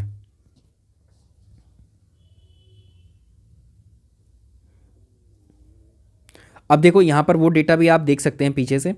अब इसमें देखो अनुसूचित जनजाति और जातियों पर प्रश्न आता है। उत्तर प्रदेश में अनुसूचित जाति की कुल संख्या, इसमें अगर आप देखोगे तो 4,13,57,608 है। उत्तर प्रदेश की कुल जनसंख्या का जो कितना है 20.7%। भारत में सर्वाधिक अनुसूचित जाति वाला राज्य उत्तर प्रदेश ही है। 2001 से 2011 में अनुसूचित जाति की जनसंख्या 0.4% की कमी आई थी इसमें। उत्तर प्रदेश में अनुसूचित जाति की सर्वाधिक जनसंख्या वाला जिला कौशाम्बी है। उत्तर प्रदेश में अनुसूचित जाति की न्यूनतम जनसंख्या वाला जिला बागपत है। और 2011 के अनुसार उत्तर प्रदेश की अनुसूचित जाति का जो सेक्स रेशियो है वो कितना है 907 है। 2001 में 900 था। अनुसूचित जातियों में सर्वाधिक सेक्स रेशियो आजमगढ़ में मिलेगा आपको। सर्वाधिक अनुसूचित जाति वाले जिले कौन से? सीतापुर में सबसे ज़्यादा है जनसंख्या। न्यूनतम अनुसूचित जाति जनसंख्या वाला जिला बागपत है। आगे हम बात कर लेंगे तो उत्तर प्रदेश में अनुसूचित जनजातियाँ, इसके बारे में देखिए, यहाँ से प्रश्न आते हैं, काफ़ी अच्छी मात्रा में आते हैं। उत्तर प्रदेश में अनुसूचित जनजाति की जनसंख्या उत्तर प्रदेश की कुल जनसंख्या का 0.5% या 0.6% कहेंगे इसको। देखो ये सारे फैक्ट हैं, ठीक है, इसमें कोई कॉन्सेप्ट बताने की आवश्यकता नहीं है आपको, फैक्ट याद रखेंगे तो प्रश्न कर पाएंगे। उत्तर प्रदेश में अनुसूचित जनजाति की जनसंख्या अगर आप देखेंगे तो वो 11,34,000 है। इसके अलावा इसमें पुरुष जनसंख्या और महिला जनसंख्या में आप चाहें तो याद रख सकते हैं। सर्वाधिक अनुसूचित जनजाति एसटी वाली जो है वो सोनभद्र बलिया में है, न्यूनतम बागपत में है। उत्तर प्रदेश में सर्वाधिक अनुसूचित जनजाति जनसंख्या वाला सोनभद्र है और बागपत है न्यूनतम। उत्तर प्रदेश में धर्म पर आधारित जनगणना के बारे में बात कर लेते हैं। 2001 पर आधारित है। सबसे ज़्यादा उत्तर प्रदेश में हिंदू पॉपुलेशन है 79.7%, मुस्लिम पॉपुलेशन सेकंड नंबर पर है 19.26%, सिख 0.32%, फिर ईसाई हैं, फिर जैन हैं, फिर बौद्ध हैं। सबसे कम बौद्ध हैं उत्तर प्रदेश में। उत्तर प्रदेश की जनसंख्या नीति 2000 वाली जो है, इसके अनुसार परिवार कल्याण कार्यक्रम हेतु जनसंख्या कोष की स्थापना की जाएगी। 2011 तक प्रजनन दर 2.1% तक लाना है और 2016 तक बालिकाओं के विवाह की वर्तमान आयु 16.4 वर्ष से बढ़ाकर 19.5 वर्ष तक ले जाना है। ठीक है, ऐसे इसमें प्रावधान किए गए। तो इसमें से कुछ पीछे आप जो हैं ये भी याद रख सकते हैं यहाँ पर। ठीक है, सर्वाधिक ग्रामीण जनसंख्या वाले जैसे प्रयागराज हैं, सर्वाधिक ग्रामीण जनसंख्या प्रतिशत वाले में जैसे ये श्रावस्ती हैं, ये आपको कर लेंगे। ठीक है, नोट से। तो ये सेशन हो गया आपका यूपी जीके का। ठीक है, और ये पसंद आया तो आप इसको लाइक और शेयर ज़रूर करिएगा। ठीक है, चलिए मिलते हैं आपको नेक्स्ट मैराथन में। थैंक यू सो मच भाई। रिस्पॉन्स आप जल्दी जल्दी इसमें थोड़ा बढ़ाइए, लाइक एंड शेयर करते रहिए तो आपको जल्दी से सारी क्लासेस मैं प्रोवाइड करा दूँ। चलिए, थैंक यू सो मच।